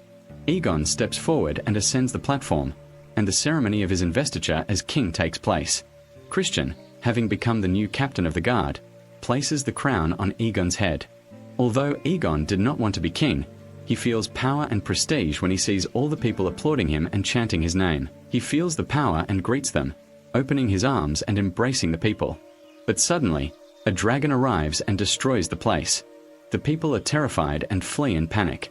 The dragon's rider turns out to be Rhaenys, and she approaches the royal family with her dragon. They are all terrified, believing Rhaenys will kill them, but the dragon screams in their faces. After scaring them, Rhaenys packs up and leaves. Meanwhile, Rhaenyra is still unaware of what's happening and is talking to her son, Luke, who is afraid to become the ruler of Driftmark because he lacks experience at sea and refuses to become the ruler. Rhaenyra tells him, "I became the heir to the throne when I was 14 years old, the same age as you, and I'm very scared and not ready to be queen, but fate chose me. As time passed, I realized I had to be worthy of my inheritance, and his father took care of me and made me ready. I'll do the same for you." Then Rhaenyra learns that Rhaenys has arrived on the island with her dragon.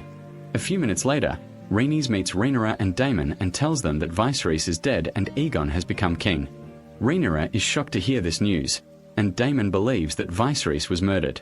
Rhaenys says there must be a war against them because of their treachery, but you are the ones who must create this war. I came to tell you because I am loyal to you. Rhaenyra was pregnant, and because of the stress and sadness she felt, she was having a seizure. The pregnancy is happening now, even though it's not her due date. She decides to give birth on her own without any help, screaming and pushing the baby out. In the end, the baby dies of suffocation. Meanwhile, Daemon gathers his men and orders them to prepare and patrol the island because someone might sneak in to assassinate them. Daemon receives news that Corlys is alive and well. Afterwards, Daemon orders 2 of the king's guards to pledge allegiance to Rhaenyra, or the dragon will kill them instantly. He warns them, "If you betray me later, I promise you will die screaming." The guards are terrified and declare their loyalty to Rhaenyra. Rhaenyra then shrouds the dead baby, and they hold the funeral rites. Eric arrives and declares his loyalty to Rhaenyra. It turns out he stole Viserys' crown to present it to Rhaenyra. Daemon takes the crown and places it on his wife, and everyone bows down to her, declaring her the true queen of the 7 kingdoms. They then gather and discuss war strategies, concluding that while the number of soldiers is small, defending the island will be easy. Rhaenyra learns that some families support her, specifically the Tarlys and Starks, who have never broken their word and are always paragons of honor. However, they are uncertain about the loyalty of the Praetors. Daemon travels to the Glover family to ascertain their allegiance and makes them offers in order to join them, and the Lannisters are mostly loyal to Alicent. Alicent and her allies possess 4 dragons, but Rhaenyra and her allies have 13. The problem is that these 13 dragons have never been seen in war. Daemon lays out a plan to attack King's Landing tonight, but they are interrupted by the arrival of Otto. Daemon goes out to meet him, and Otto requests to meet Rhaenyra to negotiate the details of the truce. Afterwards, Rhaenyra appears at the location with her dragon to frighten Otto and his men, blocking their escape route with the dragon. She tells Otto, "My name is Queen Rhaenyra now, and you have all become traitors." Otto tells her, "I will present my conditions, the truce and peace. Pledge allegiance to King Aegon Targaryen, and in return, you will receive many lands and possessions. Dragonstone will be yours, your kingdom and the kingdom of your descendants forever. Luke will be the rightful heir to Driftmark, and the rest of your children will have a place in the king's council." Daemon doesn't like this and says, "I'd rather abandon my children than leave them under Aegon's rule." Otto says, "We sent offers to the Stark, Tall, and Barristan families to join us. I know that these families pledged allegiance to you when you were 14, but all that changed when Viserys had a son, Rhaenyra. You remove the title of Hand of the King from him and tell him, 'You are a person.'" Traitor Vorto resorts to another solution to end the war before it begins. He gives Rhaenyra a page from the book she and Alicent used to read when they were young. Rhaenyra reminds him that they were best friends and tells him there's no need for war, adding that Alicent hasn't forgotten their friendship. Rhaenyra is moved by his words, but Daemon rejects all of this, draws his sword, and wants to fight now.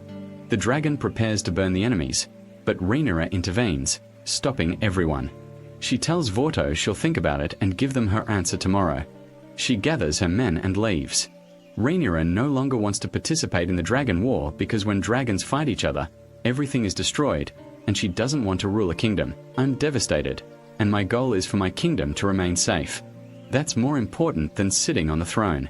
My father wanted me to be queen so I could defend the kingdom, not drag it into war." But Daemon completely disagrees with Rhaenyra's words. He believes the enemy started the war and we must respond. Rhaenyra speaks privately, telling him she wants to reclaim the throne without declaring war. Rhaenyra remembers her father's words about the Song of Ice and Fire, so she believes it's her duty to unite the kingdom against the White Walkers when they appear, not to divide it in two. But Daemon doesn't believe this. His ambition is greater than taking the peaceful side. He grabs Rhaenyra by the neck, berates her, and says to her, "My brother always had strange dreams, and dreams won't make us dragon kings, only power will." This led to a clash between Rhaenys and Daemon, neither agreeing with the other. Meanwhile, Rhaenys was concerned about her husband's health after his return from the war at Stepstone. She was upset with him for leaving her when she needed him most. Cors told her she was right, that he had been too ambitious and that they couldn't continue striving for the throne. He suggested they break away and leave the 7 kingdoms, but Rhaenys refused, saying that Rhaenyra's children had a right to the throne and wouldn't be safe. As long as Aegon is king and Rhaenyra is still in control of her nerves and has not started the war, and then Coriolis and Rhaenys join Rhaenyra's council, and Coriolis tells Rhaenyra that he will support her in the war and his entire fleet will be at her command. Rhaenyra is surprised and thanks him and tells everyone that she wants to know first who her allies are and who are not her allies before she takes any step in the war. Corlys tells her, "I won the war on Stepstone, and this time I control it completely. I'll block the trade routes from King's Landing, depriving them of important elements of their trade, and will force House Hitor to surrender." Rhaenyra is very pleased with this and decides to send ravens to Houses Stark, Tall, and Parashans to find out if they will support us. Jace intervenes and tells her, "Send us instead, because dragons are faster than ravens." Rhaenyra agrees with her son's decision and orders Jace to travel to House Tall and House Stark, and Luke to go to Storm's End to meet with the Parashan leader. She tells her children not to enter. In a war with Hadd, these messages are sent to the heads of the families. Then, Jesse and Luke fly off on dragons. Luke arrives at Storm's End, but is surprised to find that Aemond has arrived before him to form an alliance with the Barasians. It turns out they agreed that Aemond would marry Boros' daughter, just like the Barasians, so that Aegon would secure his alliance with the family. Consequently, Rhaenyra loses the Barasian alliance. Boros throws Luke out of the castle, telling him, "At least Aegon made me an offer, but your mother didn't." Aemond tells Luke, "Come fight so I can take your eye," but Boros intervenes, not wanting a fight to take place in his castle. Luke is afraid of Aemond and returns to his mount. His dragon is moving fast, and it's raining heavily. His dragon senses danger approaching from behind and realizes that Aemond is chasing him with his dragon, Vigor. Vigor is several times larger than Luke's dragon, and Luke takes advantage of the dragon's small size, using it to navigate narrow passages. The plan works, and Vigor can't follow him. Then Luke's dragon breathes fire on him, and Vigor goes mad, seeking revenge and refusing to take orders from Aemond. Luke rises above the clouds, escaping the storm, but suddenly Vigor reappears and devours Luke and his dragon. Aemond is shocked because his goal was to take Luke's eye. He didn't intend to kill him. Because of this, the war is about to begin, and news of Luke's death arrives. Rhaenyra is devastated by her son's tragic death, her eyes burning with hatred and anger. We continue our journey to the far north, to Winterfell, the castle of House Stark. Winter has begun, and a member of House Stark is randomly chosen to join the Night's Watch. This is a long-standing tradition among the Starks, and serving in the Night's Watch is an honor for all the inhabitants of the North. Jace arrives and meets the Prince of Winterfell, Cregan Stark. Cregan takes Jace to the top of the wall, and Jace tells him that his great-grandfather, Torrhen Stark, knelt before King Aegon Targaryen because Torrhen realized that Aegon he will be able to unite all the kingdoms together, and a union and alliance was formed between the Starks and the Targaryens. But this unity has become threatened and the kingdom is going to war if every ruler does not fulfill the loyalty that he gave long ago to Rhaenyra Cregignane. He tells him that the Starks never forget their word, but when winter comes, it is our duty to stay here in the castle to protect the wall from the wildlings who live beyond the wall. Jace is trying to convince him that Rhaenyra needs an army to fight the Hightower family, and this war will come to all the kingdoms, and we will not be able to fight without the North. Karen tells him that we are not only fighting the savages behind the wall. There are legends about a danger called the White Walkers, and this is what scares us, and that is why this giant wall was built to protect us from the White Walkers and the savages. Cregan agrees to give Jess 2,000 warriors and interrupts them. They send Jess a message from Dragonstone, and they learn that Luke has been killed. We then move to Dragonstone Castle, and Daemon is burning with vengeance and wants to fight immediately. He wants to take Rhaenys and the dragons to Lake's Landing to kill Aemond and the dragon figure. Rhaenys refuses because these are not Rhaenyra's orders, and Rhaenyra hasn't been in the castle for days. Rhaenys wants to wait for Rhaenyra's return to receive orders from her. She tells him that Rhaenyra is smart for not starting the war now. Daemon reminds Rhaenys that she has the opportunity to kill Aegon and his family, and tells her that if she had killed Aegon and Aemond when she had the chance, it wouldn't have happened. Luke is dead, while Rhaenyra arrives at Storm's End to search for her son's remains and confirm his death. She sees that the hunters have found a dragon wing, so she rushes there and collapses upon seeing Luke's clothes, weeping uncontrollably. Meanwhile, Corrals goes to his fleet of ships to oversee the maintenance work being done on them. The Warden, Alan, keeps him informed. Corals is upset about Luke's death because he was set to inherit the throne of Driftmark. He tells Alan, "I heard you saved me from drowning during the war."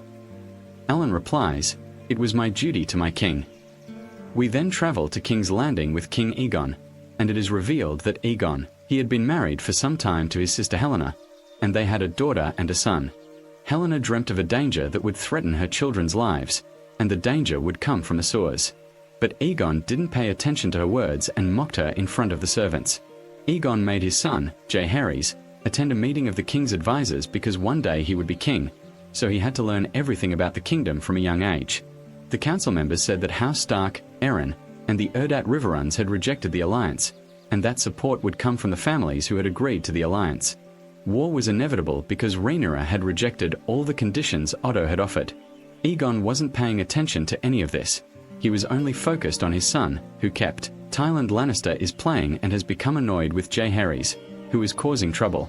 Aegon decides to punish Tywin because he can't stand Jaehaerys and orders him to accompany Jaehaerys on a tour of the kingdom. Tywin can't object, but the censors intervene and say they have more important things to do. Then they say that King's Landing is in crisis because Corals has occupied Stepstone and is preventing any merchant ships from passing through the sea. Otto regrets that Rhaenyra wasn't killed and is disappointed in Aelys because she was the one who objected to the decision to kill Rhaenyra. Aemond enters the council even though he has no place there and gives his opinion on the war. Aegon says that no family in the kingdom is. "If you support me in the war, I will make the dragons burn them all." Illusion tells him that Rhaenyra also has dragons, and if we lose the dragons in the war, we will not be able to get them back, so we must be careful with our steps. Aegon does not take her words seriously because he lacks wisdom and the right decisions, and he wants to fly with the dragon Sandfire and Figure to Reevens in order to make the families there bigger in the alliance. Aelysine tells him that Figure can't leave King's Landing because he's the one who will protect them from Rhaenyra's attack, as she surely wants revenge for her son. Otto asks Aegon to be patient and says he'll ask the Aix families to ally with them. Aegon then goes to sit on the throne and listens to the townspeople's requests to help them with their problems. A farmer complains that the kingdom took his flock of sheep, and Aegon naively agrees to return them. Otto intervenes, saying, "We were going to feed those sheep to the dragons so they could fight. If you give everyone what they ask for, the whole kingdom will come to you tomorrow." Aegon agrees with Otto but doesn't like that Otto always.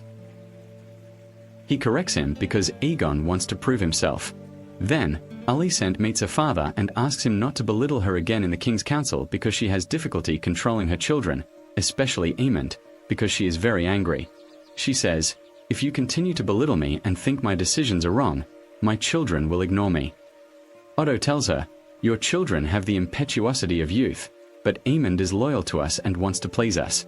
And know that we will only win this war with swords and killing." After that, Daemon meets his old lover, Mysaria, who has many spies in King's Landing. Daemon gets information from her about the king's castle, and then he accuses the guard, Arik, of not. He has no honor because Aegon was in front of him, but he didn't kill him. Aegon is the one who brought him back to the castle.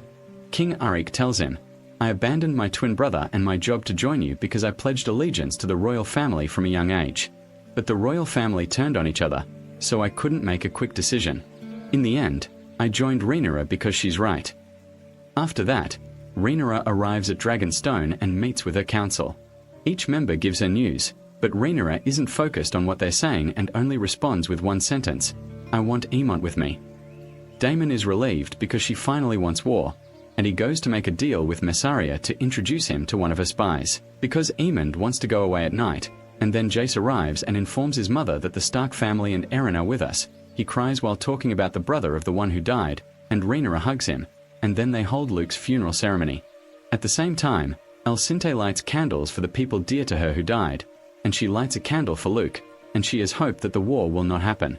She reconciles with Rhaenyra, while Daemon arrives at King's Landing and meets one of his old men, and I have money in my hand to open the gate for him, and then Daemon goes to meet the spy of Mysaria, and this spy is the keeper of the king's entire castle, even the secret routes, and Daemon has money in my hand to kill Aemond, and he says, "They both have another money when you carry out the operation." The spy asks him, "And if I don't find Daemon, what should I do?" Daemon orders him to kill one of Aegon's sons so that we will have killed one of their sons. just as they killed one of ours." Meanwhile, Aemon was sitting with Christian, and they were talking about the families who hadn't yet joined them. Aemon tells him, "If I reach any land with my dragon, everyone will be afraid and will kneel before us." Aemon is certain that the War of the Dragons will happen, unlike Otto and Alicent, who want to avoid the war. "I think Alicent is a hypocrite because she's blaming me for the war that will happen, even though she's the one who stole the throne from Rhaenyra." Christian says that Illusion is a good woman, unlike the wicked Rhaenyra. Rhaenyra has long sown discord and malice within Illusion, so Illusion is innocent. Aemon tells him that Illusion is foolish for still loving Rhaenyra.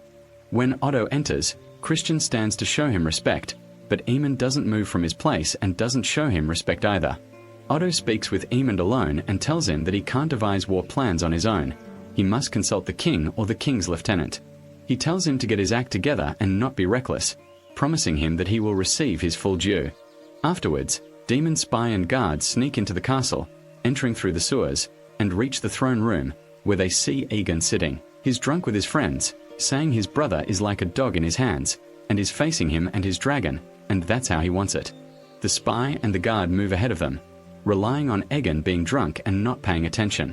They reach Aemon's room but don't find him, and their plan almost fails. Luckily, there are no guards present. They waste no time and go to Helena's room, holding a knife to her. She offers them an expensive necklace in exchange for leaving, but they take the necklace and still want to kill one of her children. Then, the danger that Helena dreamed about appears, the one that would come through the Magyar. After that, the guard is killed, her son and she take her daughter and escape with her. The castle is turned upside down and chaos ensues because of what happened. The guards search for the killer and accuse everyone. Aegon goes crazy and smashes the statues he built in Cirrus, and he is furious. Aemon notices that someone has broken into his room and realizes that the assassins have come to kill him. Alcinti is devastated and says, "We all deserve the punishment." Otto calms her down and tells her that whoever did this will pay the price and that what happened is for the best. Aegon enters the council and gets angry at everyone, and he scolds Christian for not being there. Christian is nervous because, in reality, he was having an affair with Alcinti at that time, and no one knows this secret. Aegon accuses Rhaenyra of killing his son, saying she's probably gloating and laughing at him. Lars enters and says, "We've captured the killer and found the child Jahaz's head in a sack." Aegon wanted to kill him, but Otto stops them to get information from the killer before they kill him.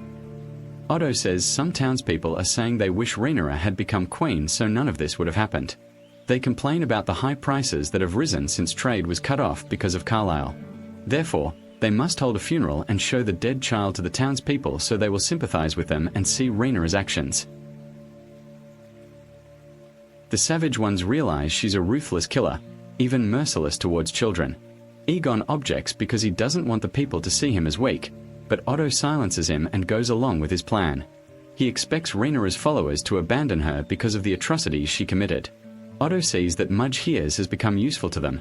More than 1,000 warriors are now on their side. He asks Aegon to wait and not fight now until their army grows. Afterwards, the Senat and Helena join together in a procession held in mourning for the death of Jahaz. All the people sympathize with them and curse Rhaenyra. It turns out that Helena has a fear and dread of strangers and is very afraid when they get close to her.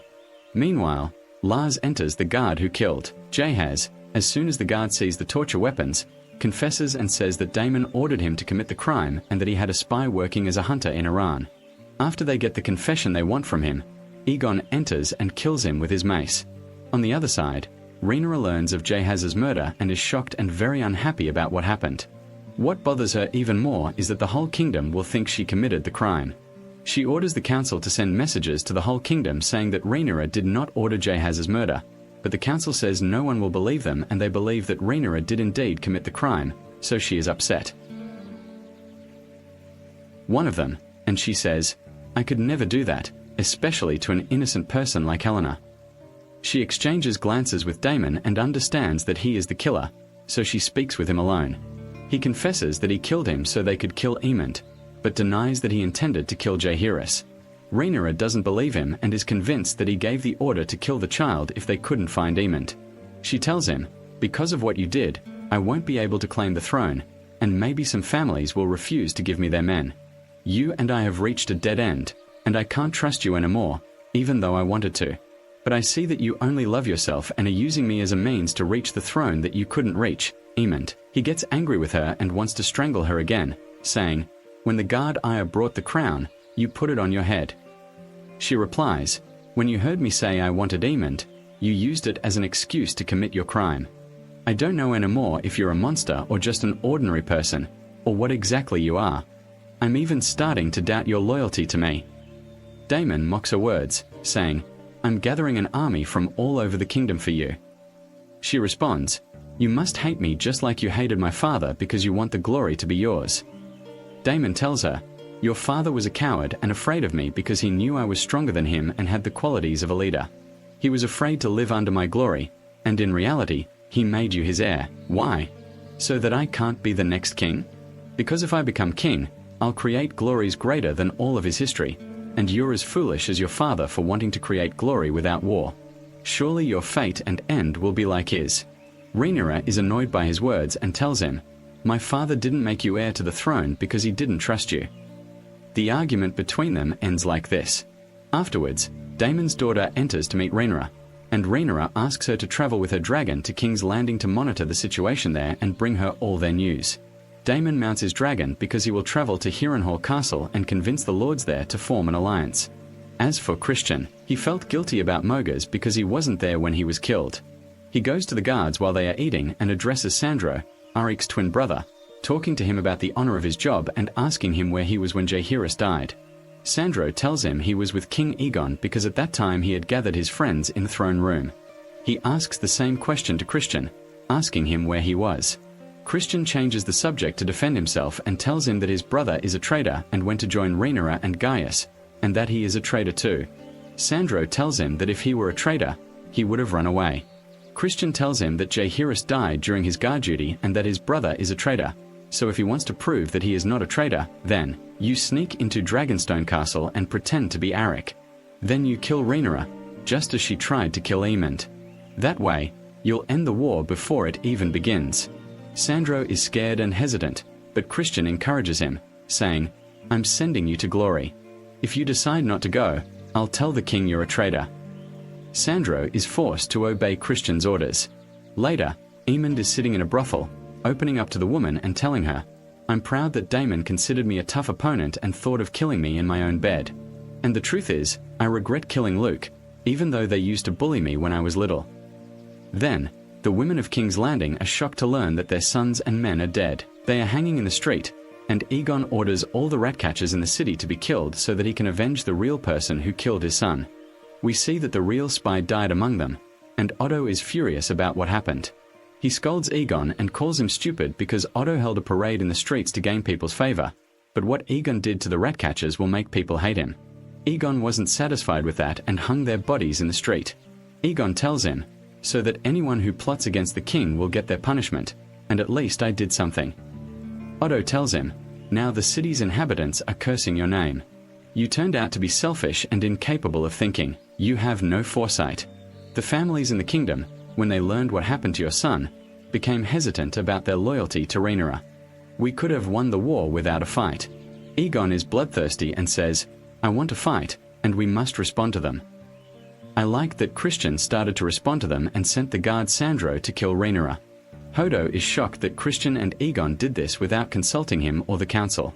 He considers this a reckless decision and says to Aegon, "Why don't you think of the forgiveness and integrity that your father had? We all weakened when your father died, and he was right. You are spineless and reckless." Aegon tells him, "But he made me king." Hodo says, "You actually believed he made you king?" Otto was about to leave, but Aegon stopped him and ordered him to resign his position, remove the title of king's adjutant, and give it to Christian because Christian proved he was smarter than you, and I want my adjutant to be strong and ruthless. Otto tells him he'll regret his decision, throws the title to Christian, and leaves in shock. Later, Rhaenyra meets with Messaria regarding her involvement in Jaehaerys' murder. Messaria tells her she delivered Daemon to her spy and didn't know who he intended to kill. Rhaenyra tells her that because of her actions, she'll lose allies because no one will want to ally with a murderer like her, and she doesn't trust her loyalty. Laia and Rhaenys are ordered to be imprisoned. After a while, they go to her cell with the guard, Eric, and she tells her, I've decided to send you off the island because I don't want you near Damon. I've prepared the boat for you to go to the mainland. Mysaria thanks her that Rhaenyra at least let her live. Afterwards, Mysaria is on her way to the ship, but she notices the guard, Sandro, entering the island. She's surprised because she saw Eric inside with Rhaenyra. So how could Eric have come from the sea now? She realizes that this is Sandro, Eric's brother. Sandro enters the castle confidently, and the guards think he is Eric. He walks around the castle just like the guard and the spy did. Exactly. When he sees Eric, he quickly hides and then reaches the entrance of Rhaenyra's auditorium. He meets the guard, Laurent, who is guarding Rhaenyra, and tells him, "I want to guard Rhaenyra that same night." Laurent agrees and leaves. Sandro enters Rhaenyra's room and draws his sword, but suddenly Eric enters. Sandro is about to kill Rhaenyra, but Eric stops him, and a fight ensues between the two. The maid runs to call the guard, Laurent. The fight is evenly matched because they are twin brothers and trained the same way. Eric saves Rhaenyra for the second time. Laurent arrives but doesn't know which one is Eric. Eric is the one who manages to kill Sandro first, and he cries over his brother, and then he decides to kill himself in front of Rhaenyra. Meanwhile, Otto is packing his things because he's leaving the castle. He tells Alsus that Aegon is arrogant and conceited, and that Aegon and Christian must stay under her watchful eye. As long as they're only thinking about revenge, there's no benefit for the kingdom. She assures him that she can control Aegon. Otto decides to go to Alltown and stay with the young Alcest living there, named Darren. We then move to the lands of the Kingdom of Reference. The Prince of House Perkin, named Aaron, is standing with his friends when the Prince of House Blackwood, named Bane, and his friends enter. It turns out that there are old disputes between the two families over these lands, and each family wants them. The lands are taken for her, but a new conflict arises between them. House Blackwood sides with Rhaenyra, and House Bracken sides with Aegon. Ben insults Aaron and pushes him. Varon draws his sword, and a fight breaks out between the two families. The result is a bloody war with many deaths. Afterwards, Christian joins the King's Council as the new King's aide, retaining his old position as head of the King's Guard. The council disapproves of Christian's decision to send Sandro on such a mission, deeming it reckless. They then discuss the war between House Bracken and House Blackwood, learning that the leader of House Blackwood, Matkin, is pleased and says, "This is our first victory," they tell him. They say this isn't really a victory because both families lost many people, and the war between them doesn't concern us because they've had conflicts and problems for a long time. Jon gets angry and insists it was a war and a victory for them, asking what they'll do now. Christian has nothing to say because he has no experience in these matters. Two lords disagree and argue, and it's clear the council has been in chaos since Otto left. Christian decides to take his men and go to Riverlands to force the families there to swear allegiance to us, and then he'll take Harrenhal. He said, "Sent, not." She's convinced by this idea because River Furlan's army isn't easy to deal with, but Aegon shares Christian's opinion and, as usual, makes reckless decisions. He wants to join Christian with his dragon, Sandfire, so that if Rhaenyra appears with a dragon, he can fight her. However, the entire council rejects this idea because it poses a danger to the king. Afterwards, Rhaenyra's men bury Arik and Sandro, and Rhaenys tells Rhaenyra that Otto isn't stupid enough to send a soldier to kill her.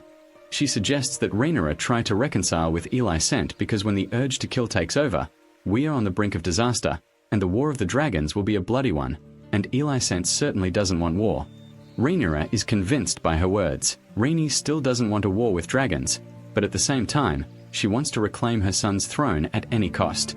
Afterwards, Rhaenyra thanks Mysaria for informing Arik that Sandro was inside the castle, thus saving Rhaenyra's life. Mysaria wants a reward and asks Rhaenyra for a seat on the council. She says, "I know a lot about the king's castle, so I can be of use to you. I'm grateful you didn't kill me, and therefore you're the most suitable person to rule the Seven Kingdoms because you'll be kind and merciful to the people." Rhaenyra tells her she'll consider her joining the council. Then she goes inside to meet Rhaena, Daemon's daughter, and Rhaenyra asks her to go to the Valley Kingdom, and you ask the leader of the Arryn clan to hand over the 15,000 warriors to me because they supposedly agreed to ally with us in exchange for a dragon. So I want you to hand over the dragon to the clan leader so we can take the 15,000 warriors from them. Rhaena agrees, and Rhaenyra is afraid someone will come and kidnap her young children, so she tells Rhaena, after you finish your mission in the Valley Kingdom, I want you to take young Aegon and Viserys to Pentos so they will be safe there, and I want you to raise them and care for them as if you were their mother. Rhaena is hesitant because that would mean she would be out of the war. Rhaenyra convinces her to make this sacrifice for everyone, and Rhaena agrees. Then Rhaenyra's council gathers, and they all want to take decisive action in the war before the Ordinaries take any further steps. They want to attack with dragons, but Rhaenyra refuses to attack now because she is convinced by Rhaenys' words and wants to avoid a dragon war because it will destroy everyone. If we are to fight, then we should fight with soldiers. She believes that Aegon's allies think the same way and wants to wait until Daemon joins the armies surrounding Harrenhal. But the advisors tell her that she was in danger and almost died, and Aegon's allies are furious over the death of Aegon's son, so there is no solution but to start the war. But Rhaenyra refuses and leaves. The meeting takes place, and Bella goes to say goodbye to Rhaena because she's about to leave. Bella says goodbye to her sister and comforts her because she doesn't want her to go. Rhaena understands that Rhaenyra chose her because Rhaena doesn't have a dragon, and besides, her fiancé, Luke, is dead, so she's useless in the war. Rhaenyra gives Rhaena 4 dragon eggs so that if the dragon war happens and all the dragons die, there's hope that the dragons will live in the future. By the way, 3 of these eggs are the dragon eggs that Daenerys Targaryen obtained, and from them her 3 dragons hatched. It's said that the 4th egg never hatched. After that, Rhaenyra says goodbye to her 2 sons, Aegon and Viserys, and then Daemon arrive at Harrenhal Castle, ruled by House Strong. Daemon enters the castle, which is in ruins because Lars set it on fire in the first season. Daemon enters cautiously, afraid because the castle is terrifying. He reaches the room where House Strong is, and the head of the family, Simon, kneels before Daemon and declares his loyalty to Rhaenyra. He invites Daemon to dinner with them, and Daemon does sit with them, but refuses to eat because he is afraid the food is poisoned. He tells Simon that this is the only way to kill the Dragon Rider. He asks Simon about Lars, who is staying in the king's castle and helping Aegon. Simon tells him that Lars is a curse upon their family and that he is the one. Lionel and Harwin were killed in the fire here, and Daemon asks him to address him as His Majesty the King. Simon is surprised because Daemon is supposed to be a prince, not a king, but is afraid of him, so he doesn't argue and asks him the reason for the visit. Daemon tells him that his castle needs to be restored because it's the largest castle in all the kingdoms, and he will use its size to prepare 400,000 soldiers from the families of the Riverins lands. He wants him to bring the ruler of Riverins so he can speak with him and convince him to join him. Simon tells him that the ruler of Riverins is named Grover Tully, and unfortunately, he is very old, frail, unfocused, and unable to speak. Daemon doesn't care and decides to meet him, because when he sees a dragon before his eyes, he will speak in seconds and regain consciousness. It becomes clear that Daemon has become greedy for the throne, for himself and not for Rhaenyra, and wants to gather soldiers for himself. Then Christian's men prepare to move into the lands of Riverends and Harrenhal Castle. Christian still doesn't know that Daemon has already gone there. Elsan introduces Christian to her brother, Gwen Hightower, and asks Christian to have Gwen join him on this mission. Gwen says, "Me," and is surprised that his father, who served 3 kings, was suddenly removed from his position and replaced by someone like him whose family name is unknown. He has reached a very high position, and Christian is not comfortable with Gwen and doesn't want him. He takes him along and tells him it will be a difficult journey, but Gwen insists on joining him. Afterwards, Christian and his men leave the city, and Aegon prepares to mount his dragon and join them, wearing the robes of King Aegon I. However, Lars prevents him from meeting and speaks with him privately. He tells him that there is talk in the city that the advisors influenced him and convinced him to participate in the war with Christian so that Alicine and Aemon can take over the rule in his absence. The foolish Gwen believes Lars's lies and orders him to deal with the people who are saying this. He remains impressed with Lars's intelligence and his ability to know everything that is happening in the city, and consequently, he appoints Lars. The Minister of Rumors and News, believing Lars's words, decides not to join Christian in the war. We then move to one of the city spy shops, where we meet a silver-haired man named Ulf. He gathers his friends and tells them important information. He is the grandson of the former King Jaehaerys and the 3rd brother of King Viserys and Daemon Targaryen, but was born out of wedlock. He informs them that Rhaenyra is the rightful heir to the throne. Suddenly, King Aegon appears and tells everyone that all their drinks today will be on the king's tab. He then enters the brothel and finds Aemon there. Aegon is drunk and continues to harass his brother. Wymond isn't pleased with this. On the other side, Bella is flying her dragon, patrolling King's Landing as Rhaenyra ordered. Coincidentally, she's flying above Christian and some of his men. Christian sees the dragon from afar and orders his men to quickly hide in the trees. As soon as Bella sees them, she flies towards them quickly and is about to reach them, but they disappear into the trees just in time. Bella keeps circling the forest, searching for them, but they're nowhere to be seen, so she loses hope and leaves. Christian orders his men not to move from there except into the trees. Afterwards, Rhaenyra finds an old message. Alicent came to her, apologizing and regretting Luke's death. A minute later, Bella told her she had met Christian and his men and expected they were heading for Harrenhal. She said she had followed her request and hadn't engaged them. The advisors were worried because Christian's men were on their way to Harrenhal, meaning Daemon was in danger. They told Rhaenyra they couldn't waste any more time and had to fight and attack Christian and his men, burning them with dragon fire. Rhaenyra hesitated, considering a plan before deciding to attack. She went to meet Mysaria and told her about her crazy idea. She wanted to sneak into King's Landing herself to speak with Alicent. This is the only chance that will allow me to avoid war, and I think Illusion shares this opinion. She asks Mysaria for help. Mysaria is surprised because it's a dangerous mission and tells her that Daemon managed to reach King's Landing and escape, so you can do it too. No one will pay attention to you if you're wearing ordinary clothes that don't attract the men's attention. There's only one place Illusion can go alone and without heavy guard, and that's the place where she prays. Rhaenyra actually carries out the plan and enters King's Landing dressed as a nun, accompanied by one of the guards disguised as a commoner. They arrive at the appointed time. You go to pray there, light a candle, and start praying. Rhaenyra comes up to you, pulls out a knife, and orders you to be quiet. She tells you, "I've come to talk to you. If you scream, I'll kill you." She reminds you of their childhood days when they were best friends. You and I agree that men only want to fight and achieve victories, but you and I don't think like that. We can avoid war and achieve peace, but you and I need to agree on a few things. The Senate believes that Rhaenyra came because she doesn't have an army and her allies will abandon her because of the crime she committed against the child Jaehaerys. Rhaenyra tells her, "I didn't order Jaehaerys to be killed. You might not believe me, but I really did. I didn't do that because I'm a mother like you and I have children, and I believe you're not to blame for Matchlock. But what's your answer to the throne that was taken from me, which was rightfully mine, even though the last time we met you told me I'd be a good queen?" Alicent tells her, "Your father changed his mind, and his last words were that he wanted Aegon to be king." Rhaenyra tells her, "You must be mistaken because I met my father just hours before he died, and he assured me I'd be queen. He remained adamant about it throughout his life." But Alicent remains firm in her opinion and tells her, "Viserys changed his mind at the very last moment of his life, and I swear to you on my mother's soul, I'm not lying this time." Rhaenyra begins to believe that Alicent is right, and her father changed his mind in the end, and she asks her if her father said her name.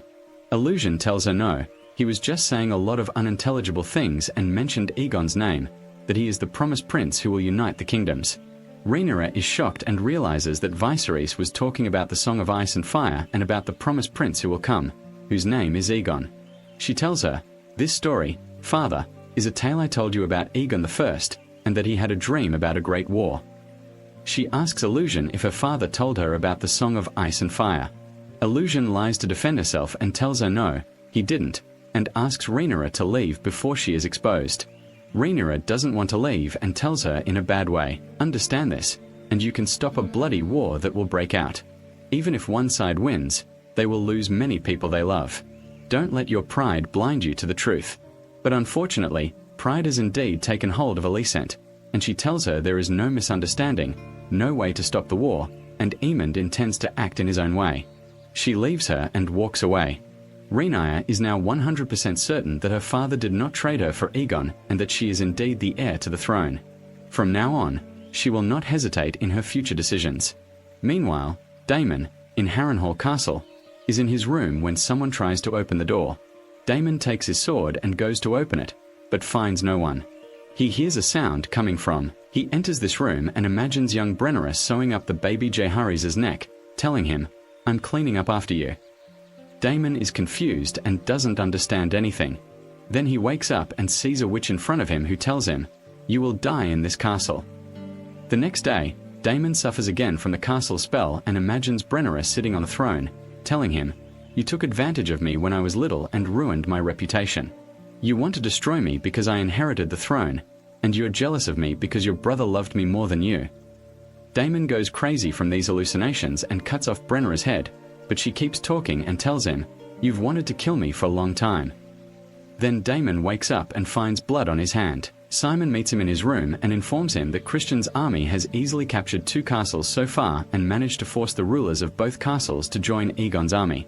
Christian's next target is Harrenhal's castle, and we won't be able to gather armies to fight with us. Afterwards, Damon meets the Prince of House Tall, named Oscar, who is the grandson of Glover, the leader of House Tall. Glover couldn't meet Damon himself because he is very old and weak. We learn from their conversation that House Tall is the dominant family in radio reference. Damon tells Oscar, "I need House Tall's army with me. What do you think about killing your ailing grandfather and taking over the rule from him, and giving me the reins?" Oscar is shocked by Damon's words and tells him, "My grandfather is like a father to me, and I can't do that to him. I can't discuss the details of our family's army with you without consulting him." Damon mocks him and his entire family, telling him, "You're wasting my time. Get out of my sight and don't show your face again." He orders Simon to summon the leader of the Blackwood clan to convince him to give him his men. That night, while he's sleeping, he experiences new hallucinations. When he wakes up, he sees someone who looks like him walking in front of him, so he keeps following him.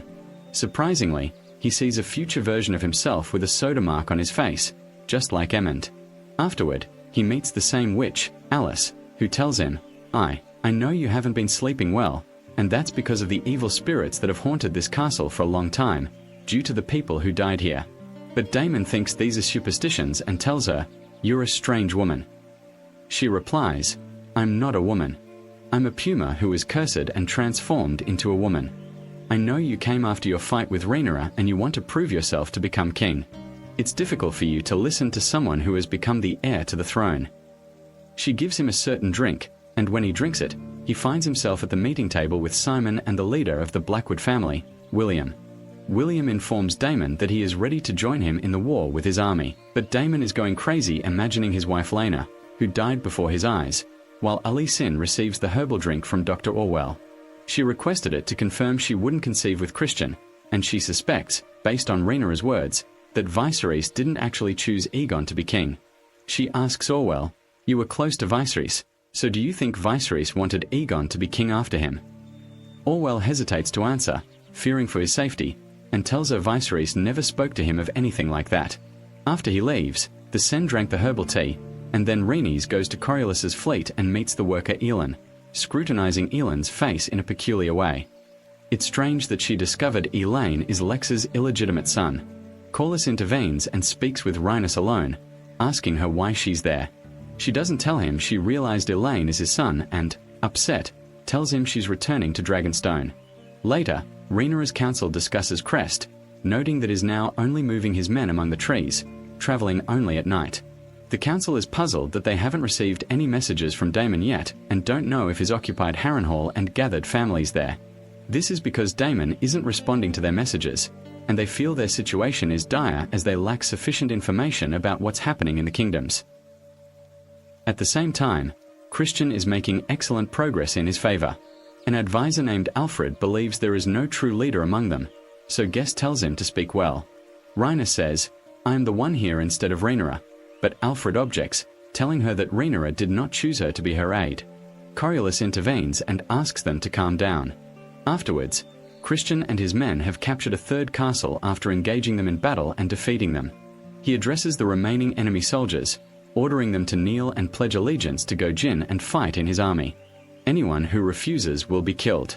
Christian then carries out the death penalty on the lord of this castle. Because he refused to kneel before Aegon, the lord says there is no honor left in this world, and you don't deserve the clothes you're wearing. You will die the same death I will die. Then Christian cuts off his head, and all the soldiers kneel. The king's orders are for Christian to lead his men to Harrenhal, but he decides to head to another castle for some reason. At the same time, in King Aegon's council, he becomes furious when he learns that Daemon has captured Harrenhal. Lars calms him down, saying that Harrenhal has magic that could drive Daemon mad, and that Christian has achieved a lot and accomplished great feats. Aemond says, I ordered Christian not to go to Harrenhal, and that he goes to Rock's castle because the ruler of this castle, named Stone, is an advisor in Rhaenyra's council. When Christian occupies the castle, we will be able to cut off the land route to Dragonstone Castle, and thus we achieve victory in this war through means other than dragons. Aegon argues with him and tells him to give Christian permission to occupy Harrenhal. Aemond tells him that won't work because Christian sent him a message that he has started moving towards Rock's castle. Aegon is surprised that Aemond and Christian are planning together without consulting him or asking his permission.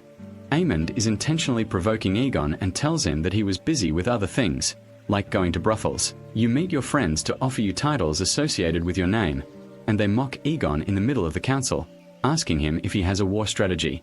Aegon can't answer him. Aemond's opinion is that Harrenhal Castle is of no use to us at all, and the best thing is for Daemon to be busy with it while we strengthen and expand our army. Rook's castle is an easy target and very important for us to occupy and destroy. Aegon is shocked that Aemond is the one making the decisions, and thus he can't prove himself.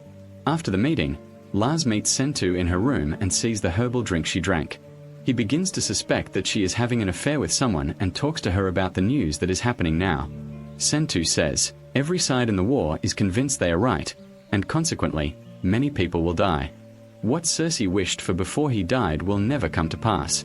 Meanwhile, Aegon listens to the councillors and praises Christian and Aemond, but he becomes angry because no one pays attention to him. He leaves the council and meets his mother, telling her he is upset that no one takes his opinion into account. The Sens are disappointed in him because he is still arrogant and doesn't understand anything. She tells him that all the councillors earned their positions through their hard work and effort, and she wished he had stayed silent, listened, and learned from them, and reached half the level of his father's wisdom. Aegon Bid is annoyed and tells her to watch her words. She asks him what he can do. You'll banish me like Otto, who was the smartest person in the kingdom. You need to be humble and ask for our opinion because, for example, I was running the kingdom when your father was sick. You don't realize the sacrifices I made to put you on the throne. So he asks her what he should do. She tells him not to do anything and to let the others do it. On the other side, Christian assures his men that they should attack Castle Rocks in broad daylight because they won't expect it, but Gwen objects to this decision and wants to attack at night while the enemy is asleep, especially since Dragonstone Castle is close from here, and if we attack during the day, we might be killed by Rhaenyra's dragons. But Christian insists on his opinion because a specific plan is prepared, and at the same time, Rhaenyra returns to her castle and learns from them that Christian has captured 3 castles. Jessie, in a fit of anger, asks her where she has been all this time. She tells him she was in King's Landing trying to achieve peace and a truce because the kingdom has lived in peace for 80 years, so she had to make sure that the last resort was war, and now she is certain she will fight and either win the throne or die. They tell her that Christian is now going to Castle Rocks, and Jessie says they must send a dragon there. Rhaenyra decides to go herself. Jessie argues with her because it is dangerous for her and asks her to send him, saying he will burn Christian and his men. But Rhaenyra is afraid he'll die like Luke and refuses, telling him he lacks experience. Rhaenys intervenes, saying, "Send me instead, because my dragon, Melis, is your greatest dragon and has experience in combat." Rhaenyra agrees. Then, Jess speaks with Rhaenyra privately, trying to understand why she won't send him. She silences him and tells him about a song of ice and fire, believing Jess will inherit the throne after her. She fears dying without passing this secret on to the next king, thus fulfilling her father's wish. She tells Jess, "Everything I do isn't for the throne. It's because I possess an important secret, and I must unite the kingdoms against White Walkers are present." And then Rhaenys prepares her dragon for battle. Aegon decides to prove himself to everyone and takes his dragon, Sunfire, to support Christian. He puts on his suit and prepares his dragon, and thus he and Rhaenys will meet on the battlefield. Christian and his massive army arrive at Castle Rocks, now numbering 15,000 warriors. The battle begins between the two sides, but they are interrupted by the arrival of Rhaenys and her dragon. Gwen is shocked and says to Christian, "See what your actions have led us to." Christian is not worried because this was his plan from the beginning. He instructs his men to send the message, and one of his men blows into the god and sends the message. It is revealed that Aemond and figure they are hiding in the forest, waiting for one of Rhaenyra's dragons to arrive so they can engage it in battle. Meanwhile, Rhaenys is setting fire to Christian's men, and Aemond is about to move with his dragon, but he sees Aegon arrive with his dragon. Aemond decides not to intervene just yet, and Christian is shocked that Egon has arrived. He orders his soldiers to fight bravely for their king and wonders why Aemon didn't stay up. Then, Sandfire breathes fire on Rhaenys and her dragon, but they are unharmed. Mylus easily injures Sandfire, causing him serious damage, and then attacks him. At that moment, Aemon appears with his dragon, and the dance of the dragons begins. The surprise is that Aemon is passing by, and Figure is blowing fire on them, even though his brother is there. Sandfire is severely affected and falls. Rhaena manages to escape and could have saved her life, but she decides to rectify her mistake of not killing the Hyder family last time. She returns to fight Aemon, and the two clash. Meleys hits Figure in the chest, and they both set each other on fire. Figure collapses to the ground amidst the soldiers, and Christian loses consciousness. When Figure gets up, he crushes the soldiers. Rhaena is proud of herself and boasts that they were able to defeat Figure. She keeps searching for Figure but can't find him. Suddenly, Figure appears after being hidden and cuts off Meleys' head. Meleys begins to collapse. Rhaenys is on her back, and both fall and die. Thus, Aemon achieves another victory and kills another dragon. Afterwards, Christian awakens and sees the damage caused by the war. He goes to help the soldier, but finds him reduced to ashes by the Dragon River. He heads alone into the forest to check on Aegon, but sees Aemon holding his sword and heading towards Aegon. Aemon immediately drops his sword upon seeing Christian, revealing that he intended to kill Aegon to seize the throne. Christian advances and sees Aegon between the dead and the ravaged. Corlys and Rhaenyra are in despair over Motrinus, while the people of King's Landing suffer due to their lack of resources. The food arrives, and Christian and his men reach the city. Christian imitates Otto's parade with the child Jaehaerys, which won the people's favor. Now he's parading with the dragon's head, Meleys, proud of this victory and attributing the victory to Aegon. But the people aren't happy or interested because their main concern is food, and they're suffering snoring sounds because of a war that isn't theirs. Christian had hidden Aegon's body in this chest to conceal from the people that Aegon was going to die in battle. When they enter the palace, they take out his body so the doctors can begin treating his injuries. The centaur is devastated by her son, and the armor has melted from the day before. The dragon, with each layer they remove, reveals Aegon's burned skin and broken bones underneath. Aemon enters, unconcerned and unaffected by his brother, saying someone must rule in his place. That's all he cares about. The Senate asks Christian exactly what happened to Aegon, but he doesn't tell the truth. She suspects Aemon is involved.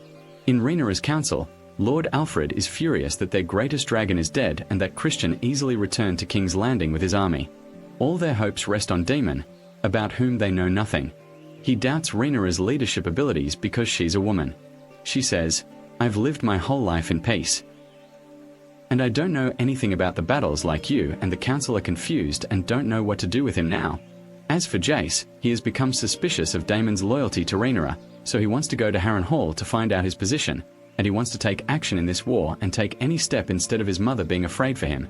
And at his command, he always does not move from the castle, but Bella tells him that you will not be able to convince Daemon of anything because Rhaenyra herself refused, so Jace has a second idea, and that when the Stark army joins them, they will be a great force. But in order to reach us, they must cross the Twins Bridge, and this bridge is under the rule of the Ulfrey family. So Jace decides to go and meet the Ulfara family in order to join. He agrees to this deal with Rhaenyra's army, allowing the Stark army to cross the bridge without incident. He makes this agreement without informing Rhaenyra. He goes to meet the Frey leaders and convinces them to join Rhaenyra's army, closing the bridge gates to the Lannister army and opening them only for the Stark army. In return, they give Rhaenyra their warriors. After the war, they want Harrenhal for themselves. Gas agrees, proving his skill in negotiation and securing his terms. Rhaenyra, meanwhile, complains that she doesn't know what to do and that her father didn't prepare her for battle. She says she can handle the administration, but "I didn't do anything. I memorized the names of the previous princes and studied history, and what I'm doing is something no one has done before." Messaria tells her that the people of King's Landing no longer like the ruling class and weren't happy when they saw Rhaenys' dragon head, and there's a good chance the people will join your side. Messaria gives her advice and tells her to let others do the things she can't do herself, and suggests she send a spy to King's Landing. Rhaenyra agrees and sends someone named Alinda. Afterwards, Rhaenyra sits with Bella and they talk about Rhaenys and the sacrifice she made and how brave she was. Rhaenyra tells her, I will rely on you from now on instead of Rhaenys. And she asks her to go to Corlys and try to convince him to join us and become the king's hand because I don't want to be alone. Bella does as she says and goes to Corlys. At first, Corlys refuses to be Rhaenyra's hand because he lost his son and wife because of her. Bella tells him, "You certainly won't ally with House Hightower. Rhaenys entered the war willingly, and Rhaenyra is innocent. In the end, she died with honor, and I will do anything to make Rhaenyra sit on the throne as Rhaenys wanted."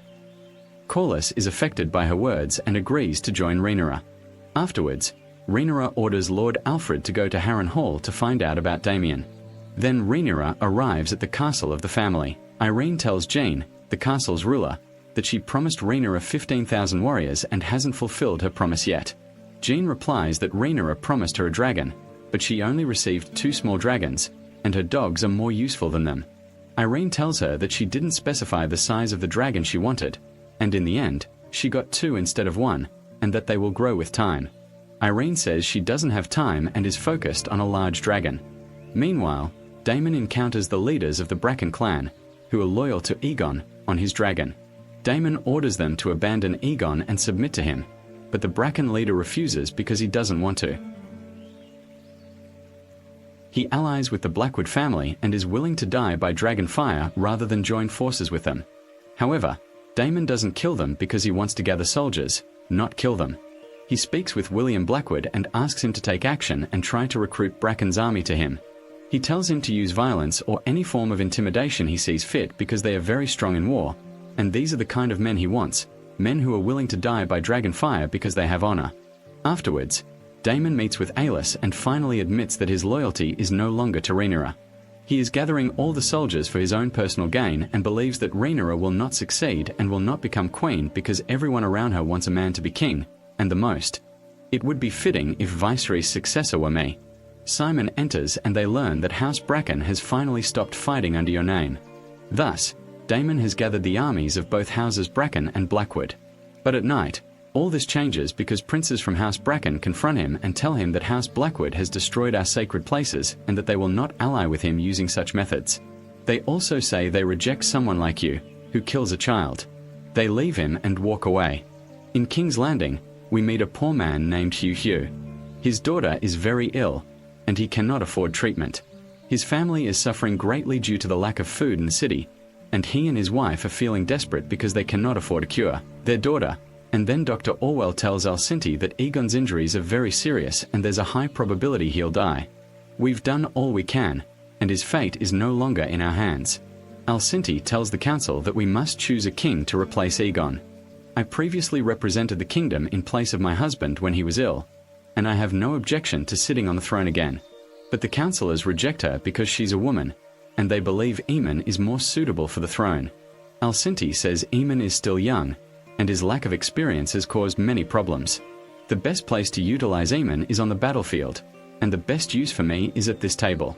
But all the councillors, including Lyas, nominate Aemon instead of Alcinti. Lyas says that if we make Illusion queen instead of Rhaenyra, we haven't accomplished anything. Even Christian sees Aemond as the best candidate, and Illusion is shocked by their opinions. Aemond has been waiting for this moment for a long time.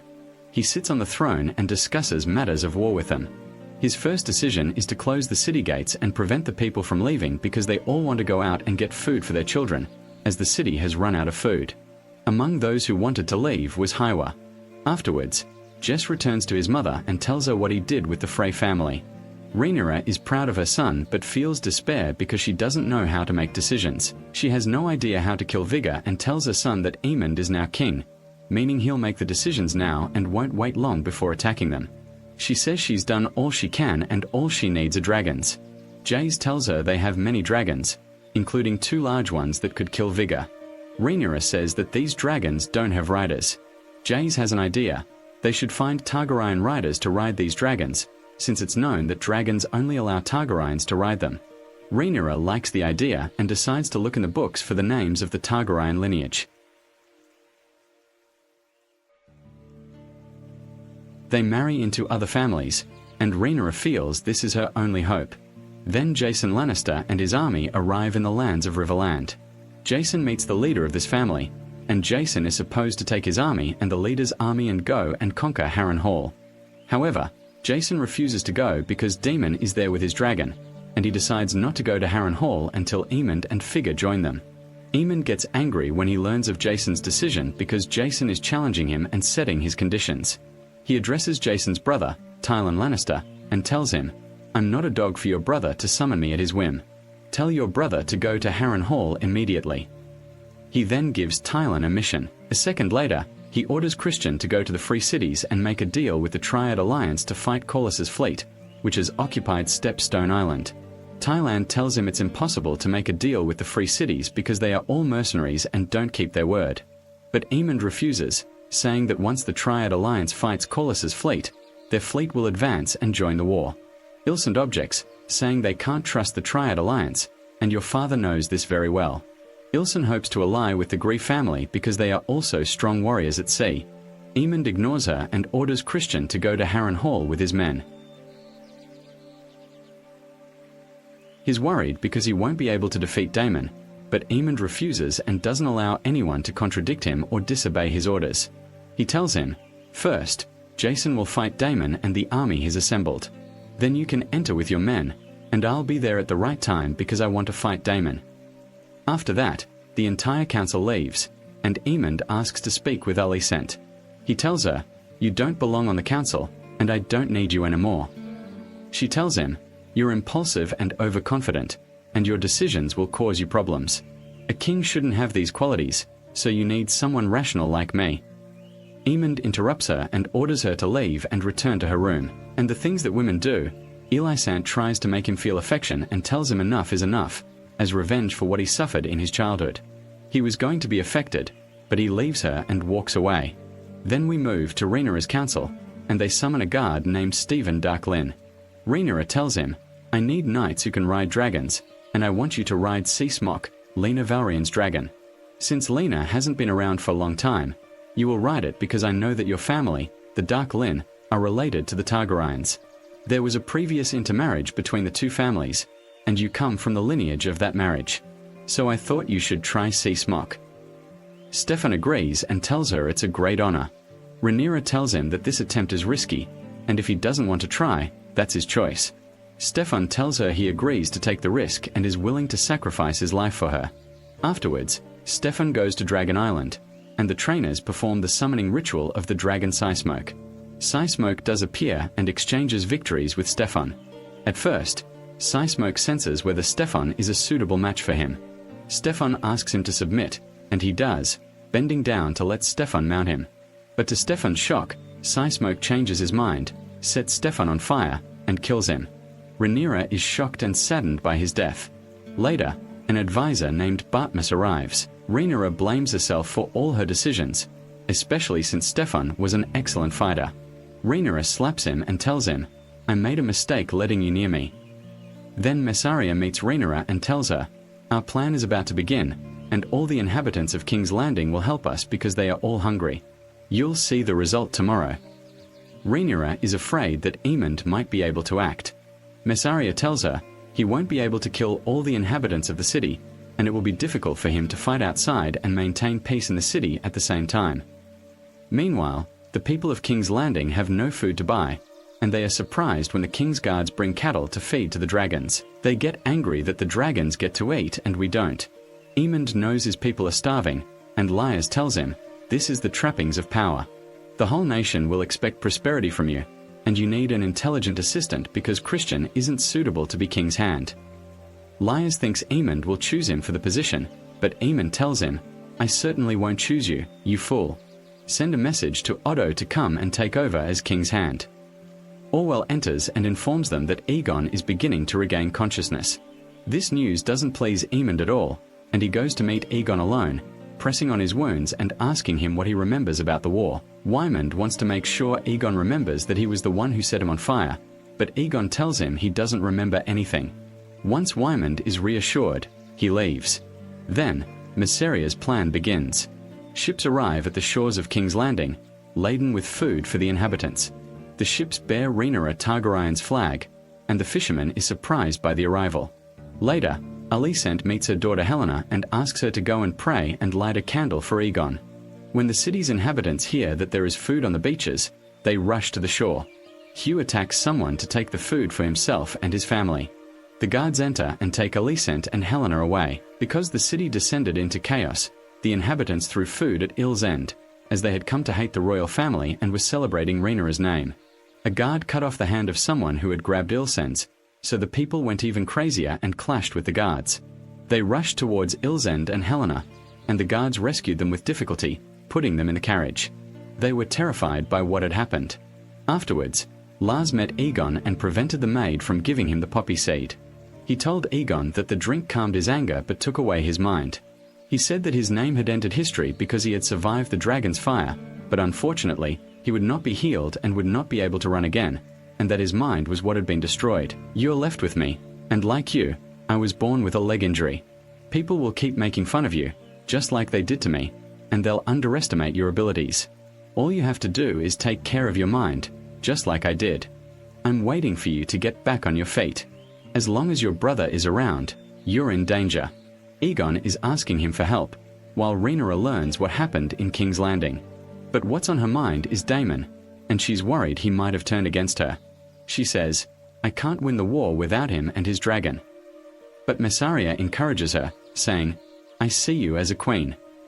We then move to Coriolis's fleet, where Coriolis meets his illegitimate son, Elon, and tells him, I want you to join me in my next trip, and you will remain my first assistant because you are a brilliant person and have proven your competence.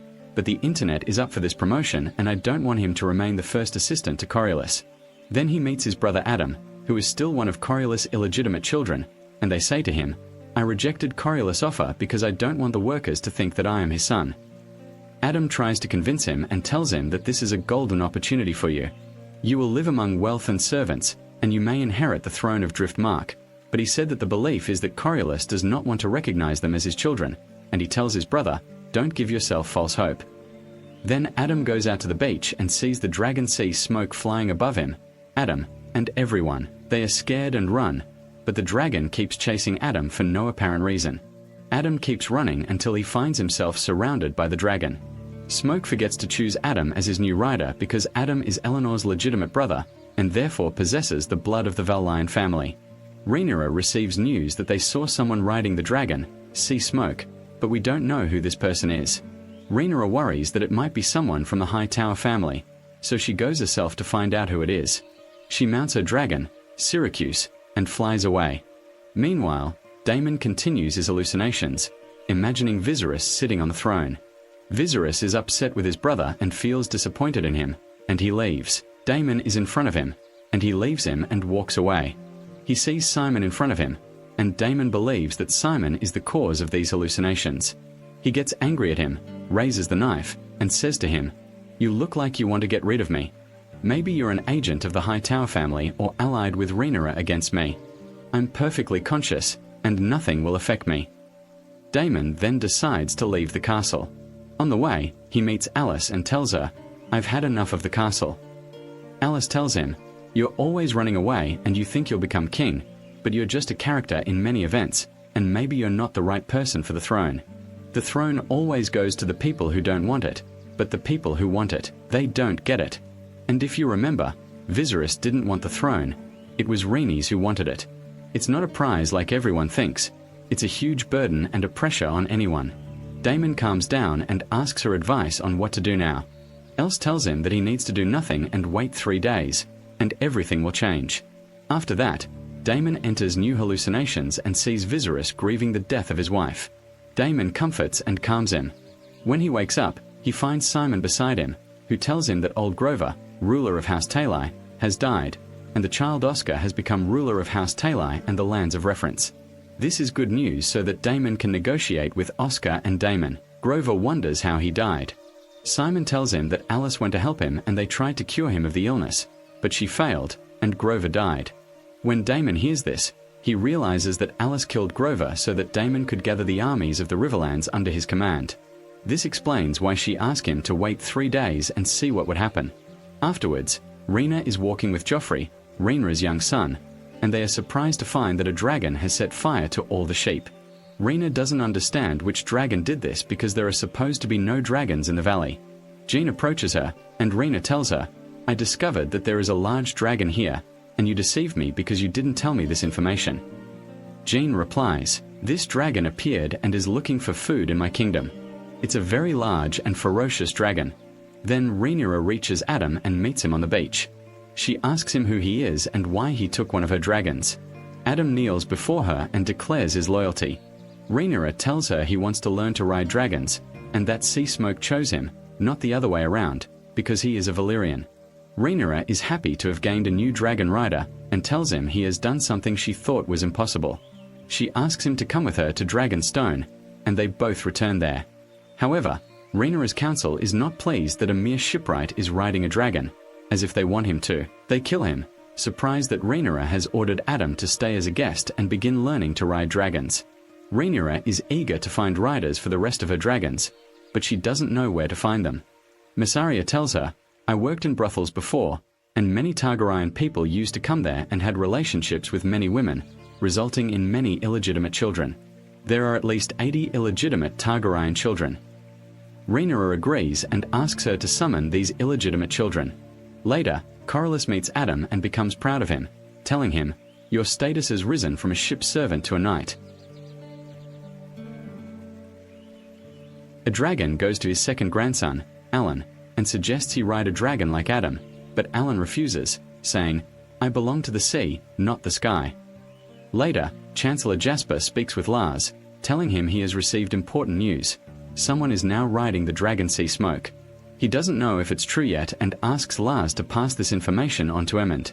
However, Lars decides not to tell Aemond for some reason, perhaps because he doesn't like Aemond and wants him to fail. Orwell then helps Aegon walk, and Lars joins them. They help Aegon to his bed, and Lars tells him he's improved his walking. Afterwards, Oscar Tally arrives to meet Daemon and Oscar. He tells him, "I recognize Rhaenyra as the rightful queen of the throne," and Daemon is pleased that Oscar's loyalty isn't to House Hightower. He thinks he's won over the armies of House Tarly and the Riverins, but Oscar tells him, "I don't know if the Riverins' lords will pledge allegiance to me, as I'm just a boy, and besides, they all hate you." Daemon goes out to meet them and demands they pledge allegiance to Oscar and respect the customs they've followed for years. He tells them that when he calls them to war, they must obey him, and thus all be under his command. Oscar says, "I don't like Daemon any more than you do, because his actions are all brutal, but I will remain loyal to my family and Rhaenyra." But the heads of the families, they are upset about what William Blackwood did to them before, because he burned their homes and holy places. William Byrd defends himself, saying, "I did it on Daemon's orders, but now we must unite and pledge our loyalty to Daemon." He bows to Oscar. Oscar tells him, "But you shouldn't have committed these atrocities against the families living next door." William says, "I was just following Daemon's orders." Oscar tells him, "On the contrary, you wanted to commit these crimes." He orders his men to arrest William and tells Daemon, "If you truly want the support of these families, then avenge them and kill William." Daemon is shocked because he actually ordered William to do it, so, even if he killed him, it would be an unscrupulous act, but he doesn't hesitate and kills him to sacrifice one person and gain the support of the other families. Afterwards, he returns to the castle and sees new hallucinations of Viserys, who is suffering from illness. Viserys tells him, "I never wanted to be king, and all the problems I faced stemmed from ruling. Every king's life is ruined because of ruling. Do you still want to be king?" Daemon begins to reconsider the idea. We then go to Daemon's young daughter, Rhaena, who has left the Arryn family castle to begin her journey with Rhaenyra's young children to Pentos. However, she decides to search for the dragon located there. Later, Jace doesn't like the idea of illegitimate people. They ride dragons because otherwise our value diminishes. And what will happen to one of these illegitimate children who decides to become the ruler of the Seven Kingdoms? Rhaenyra tells him there's no other solution. If we enter the war, we'll lose. But if we bring these illegitimate children into our fold, we can win the war, and then I'll take the throne. Jesse tells her, "And after you die, I'm supposed to be the king, but how will that happen when I'm Harwin's son? The only thing that would have made me king is if I died possessing a dragon, but that wouldn't be an advantage for me." Rhaenyra tells him, "I don't want the war, but I can't give up my right to the throne, and I'll do anything for it." Jessie is shocked by her determination. She gives her opinion and walks away. Then Mysaria gives a message to Alan, who delivers it to one of her men. The message is passed around until it reaches King's Landing. Alinda, Mysaria's spy, distributes the message in the city. The message states that Queen Rhaenyra wants to gather all the people of Targaryen descent. Alinda meets with those she knows of Targaryen lineage and gathers them to go to Dragonstone. This news reaches Ulf's friends, and they encourage Ulf to join Rhaenyra, especially since Ulf believes that Rhaenyra is the true queen. Ulf is afraid to go, but they urge him, telling him that this is a golden opportunity. He is convinced and goes. Rhaenyra boards his boats, while the poor young Hugh discovers he too is of Targaryen descent. He decides to join Rhaenyra and tells his wife, "I've kept this secret from you for a long time, but I'm the grandson of King Jaehaerys, and Viserys and Daemon are my cousins. I tried to build a family and protect my clan, but I failed. In the end, my daughter died because I couldn't get her the cure. But if I can ride a dragon, our status and prestige will rise greatly." His wife tells him to take care of himself because she doesn't want to be a widow. He joins the many people going to Rhaenyra, and then all these illegitimate people arrive at Dragonstone. But the dragon trainers, they reject what's happening and consider it a farce. They tell Rhaenyra that none of the people she brought will be able to ride dragons because dragons are sacred beings and not toys for humans to play with. After that, all the trainers leave the castle, but Rhaenyra is adamant in her decision. She goes and gives an encouraging speech to all the illegals, telling them that if they succeed in riding dragons, their lives will change. She says their goal is to end this war, and when they find 2 riders for the available dragons, the enemy will have no choice but to surrender, peace will return, and the suffering will end. She takes them to the first dragon, named Vermissa, the second largest dragon in the world, after Vigor, considered the fiercest dragon alive, the former dragon of King Jaehaerys remains. Rhaenyra orders him to submit and places her hands on him to calm him down. When she is reassured, she asks the attendees who will step forward first. This person steps forward, wanting to try. Rhaenyra walks away and watches them from afar. Vermissa circles them, but he is not at ease and refuses to make contact with this person. He burns him and many others. The rest are terrified and flee, but the dragon does not stop and sets them on fire. Rhaenyra is shocked and injured. Elias and Hugh run and see the people dying before his eyes. He hides next to the woman and silences her so the dragon cannot hear their voices. They wanted to escape, but the dragon, he saw them miraculously dodge his attack, and the dragon was about to devour the woman, but Hugh intervened, distracting the dragon and standing before it, preparing to die. He tried to devour it, but to his surprise, the dragon didn't eat Hugh because it agreed to let Hugh ride it. Hugh was able to lay his hands on it, and Rhaenyra was overjoyed at last. Meanwhile, Olaf, trying to escape, ended up facing the other dragon, Silverwing. Olaf was afraid and backed away, waiting to die, but it turned out that Silverwing agreed to let Olaf ride it. Olaf was delighted and couldn't believe his luck. Later, Aemond was in a meeting with his advisors when they heard the townspeople screaming in fear of a dragon. Aemond then went out. He sees what's happening and Ulftyr rides his dragon over the city. Faemorn moves quickly and goes to mount a ferret. He then chases Ulf until he gets close to Dragonstone Castle, but Aemond suddenly retreats because he sees Rhaenyra and Hugh standing with their dragons. He realizes it's a losing battle and withdraws. Later, Tyland reaches the Free Cities and meets the Thalas Alliance. He asks them to join forces against Corellius. They agree, but on the condition that they take Stepstone Island for themselves. Tyland refuses, telling them that the island is very important and has been the site of war for years, and that their crusaders are always attacking their ships. They tell him that they will not attack them. When you land on the island and we will impose small taxes on anyone who will cross, India will give you the fleet of ships you want to fight Coriolis, and Tyland is forced to agree, but they are telling him that there is a second condition we have, and that our commander Law agrees that she will join you, and Law comes to the place and tells him that you look like a weak fighter, and I will not join a man who is not able to defeat me in a fight, and Tyland understands. He must fight with her and win, and in fact, they both are afraid of a mud fight. Loire was superior to him and punched him in the face. Tyland tries to hit her, but fails. She displays herself in front of people, so Tyland takes advantage of the opportunity and hits her hard. Loire. She is impressed by his strength, then she wakes him up and invites him to lunch. They throw a big party for Tyland and Aliahar. She agrees to give him her fleet and asks him to marry her because he is handsome and strong. Tyland agrees to marry her. Afterwards, Rhaenyra spends many days searching the valley for the dragon and is forced to sleep on the bare ground because she desperately wants one. One day, she finally sees it flying in the sky, so she runs after it quickly. Then she sees it in front of her, and it is expected that she will be able to ride it. Afterwards, Aemond burns down an entire castle with its inhabitants because of the rage inside him, as he has been furious ever since he saw Rhaenyra with 3 large dragons. Meanwhile, Orwell, Lars takes care of Aegon and is always by his side. Aegon thanks him for his great concern.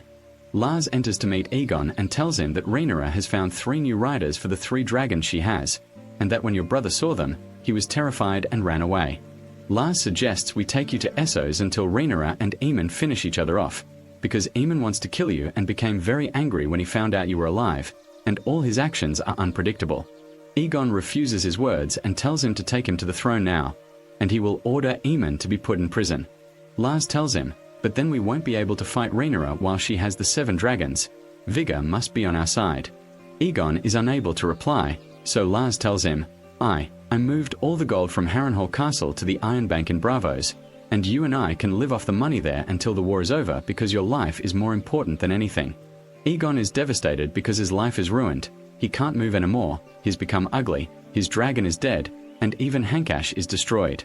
Lars tries to comfort him, saying, tell him the future is brighter, and when you return after the war, all the people will cheer for the true king. They will be tired of the war and the fear, and they will see hope in you and call you Aegon, who has returned from the dead. Aegon feels that his words are true and is convinced. Then, Jace finds Ulf sitting with his foot on the meeting table, and when Jace passes him, he comes down. Olaf's leg isn't listening, but when he realizes that this is Jess, Rhaenyra's son, he immediately lowers his leg. However, he tells him, now you and I are equal. We are both illegitimate children and we ride dragons. Hugh intervenes and asks Jess to forgive Olaf because Olaf is not eloquent in his speech. Jess rebukes Olaf and tells him, you won't be able to face Aemond with the recklessness you're displaying. If I ever find you unprepared for war or if you do anything I don't like, I will kill you and let the dogs eat your body. Olaf is afraid of him and apologizes. On the other side, Coriolis tells Rhaenyra, you have many advantages now. Try to attack the Hightower family as soon as possible before. Aemond is considering his next steps, and he won't stop easily because he's very angry.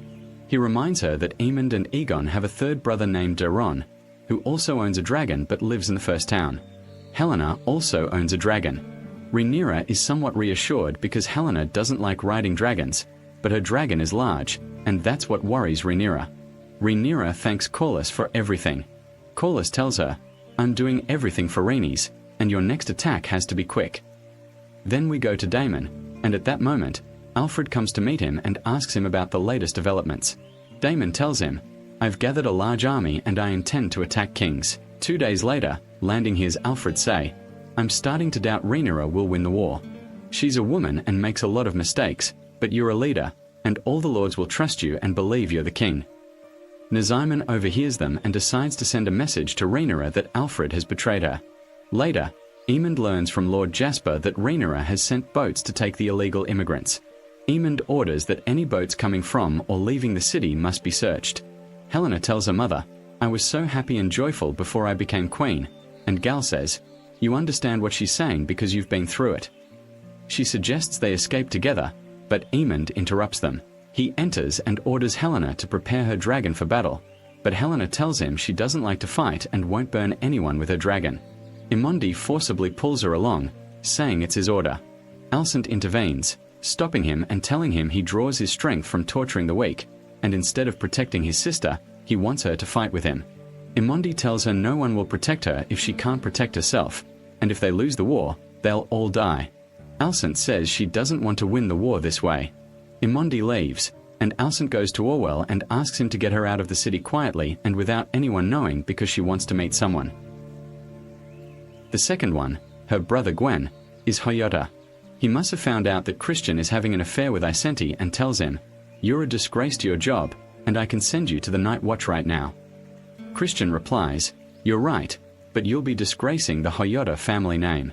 I love Isenti because she saved my life so many times, and honestly, I'm feeling overwhelmed psychologically. All my relationships with women bring me sadness and regret. Gwen tells him, try to resist the lust within you because all the king's guards don't marry or have relationships. Christian believes that all men are corrupt and have no honor, and that honor is an illusion, not real. The War of the Dragons has begun. and we will all meet our end and die. We think about it, and our desires for it will end, and death is what will bring us peace.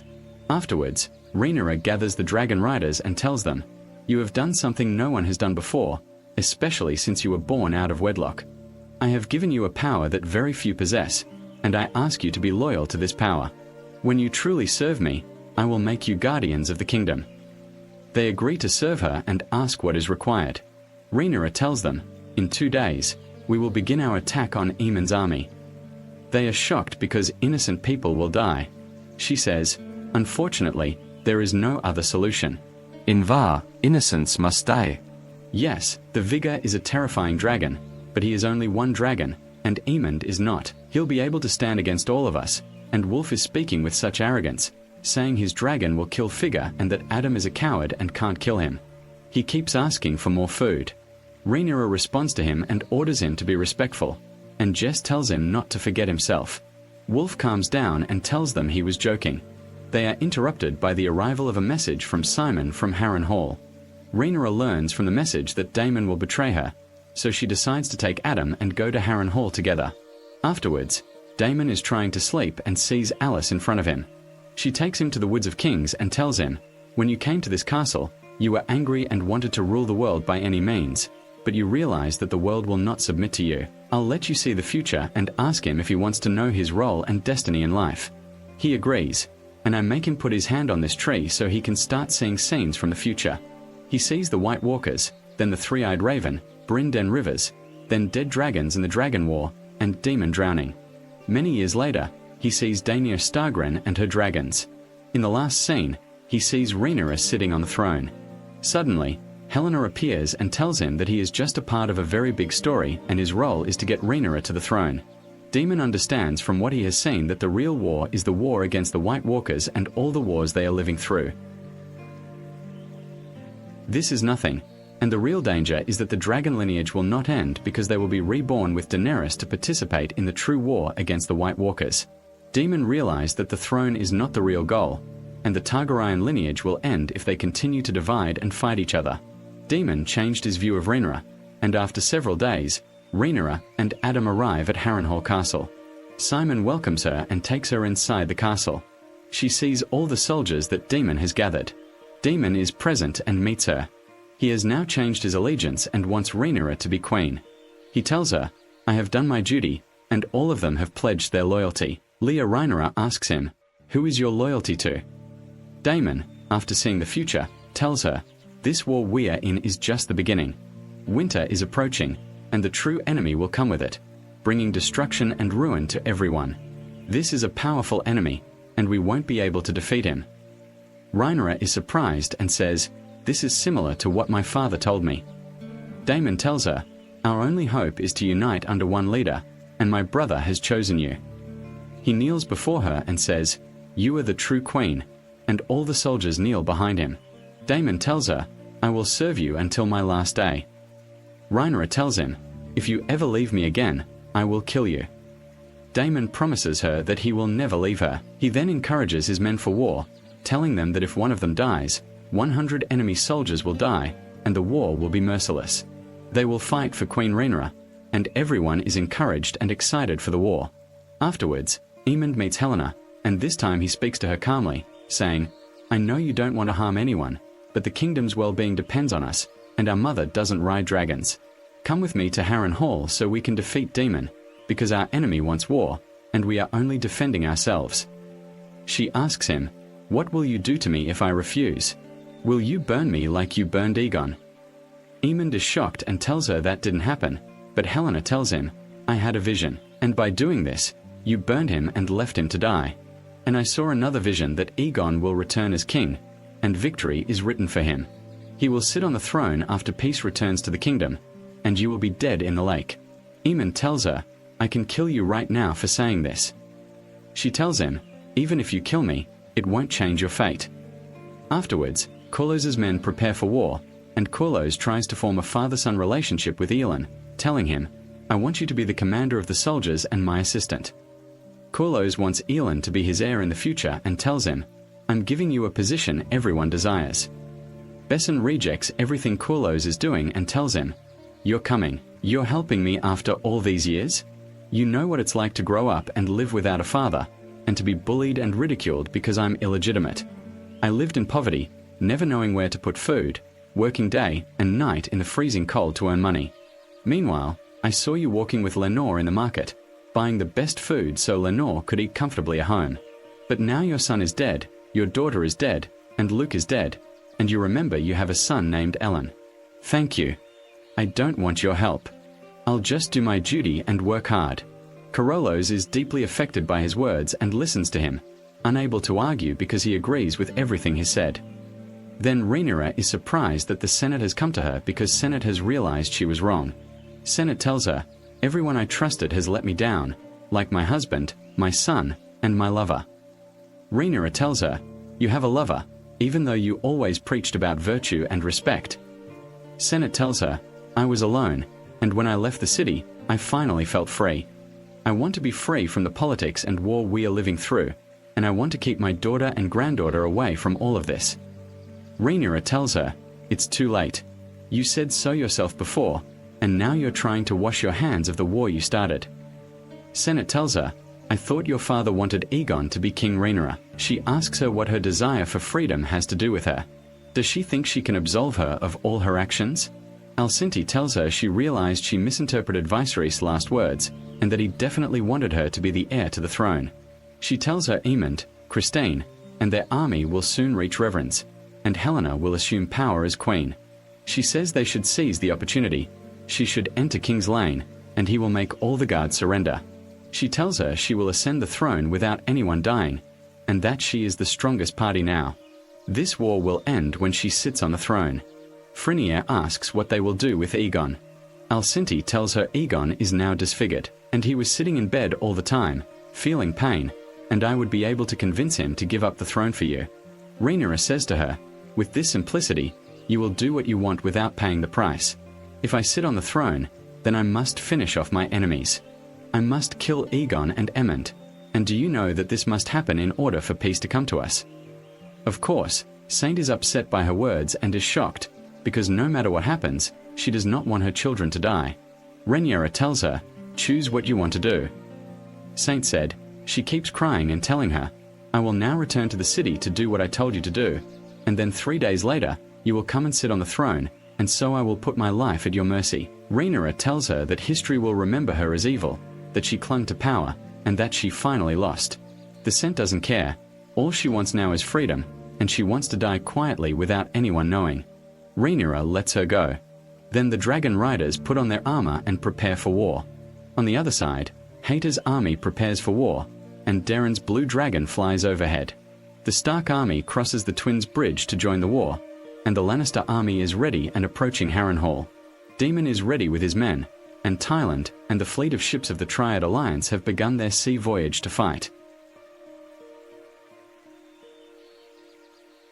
The fleet of ships of Karl's, and it turns out that Lars and Aegon escape from the kingdom without anyone knowing because they will go to the continent of Assos as the groom agreed with him. And with that, the first and second seasons of the House of the Dragon series end. Stay tuned for the summary of the third season, which will be available on the channel in July. Don't forget to press like and help us get this episode to 15,000 likes. And whoever reached the end of the episode, I want you to put the dragon emoji in the comments so I know who liked the episode. Bye bye.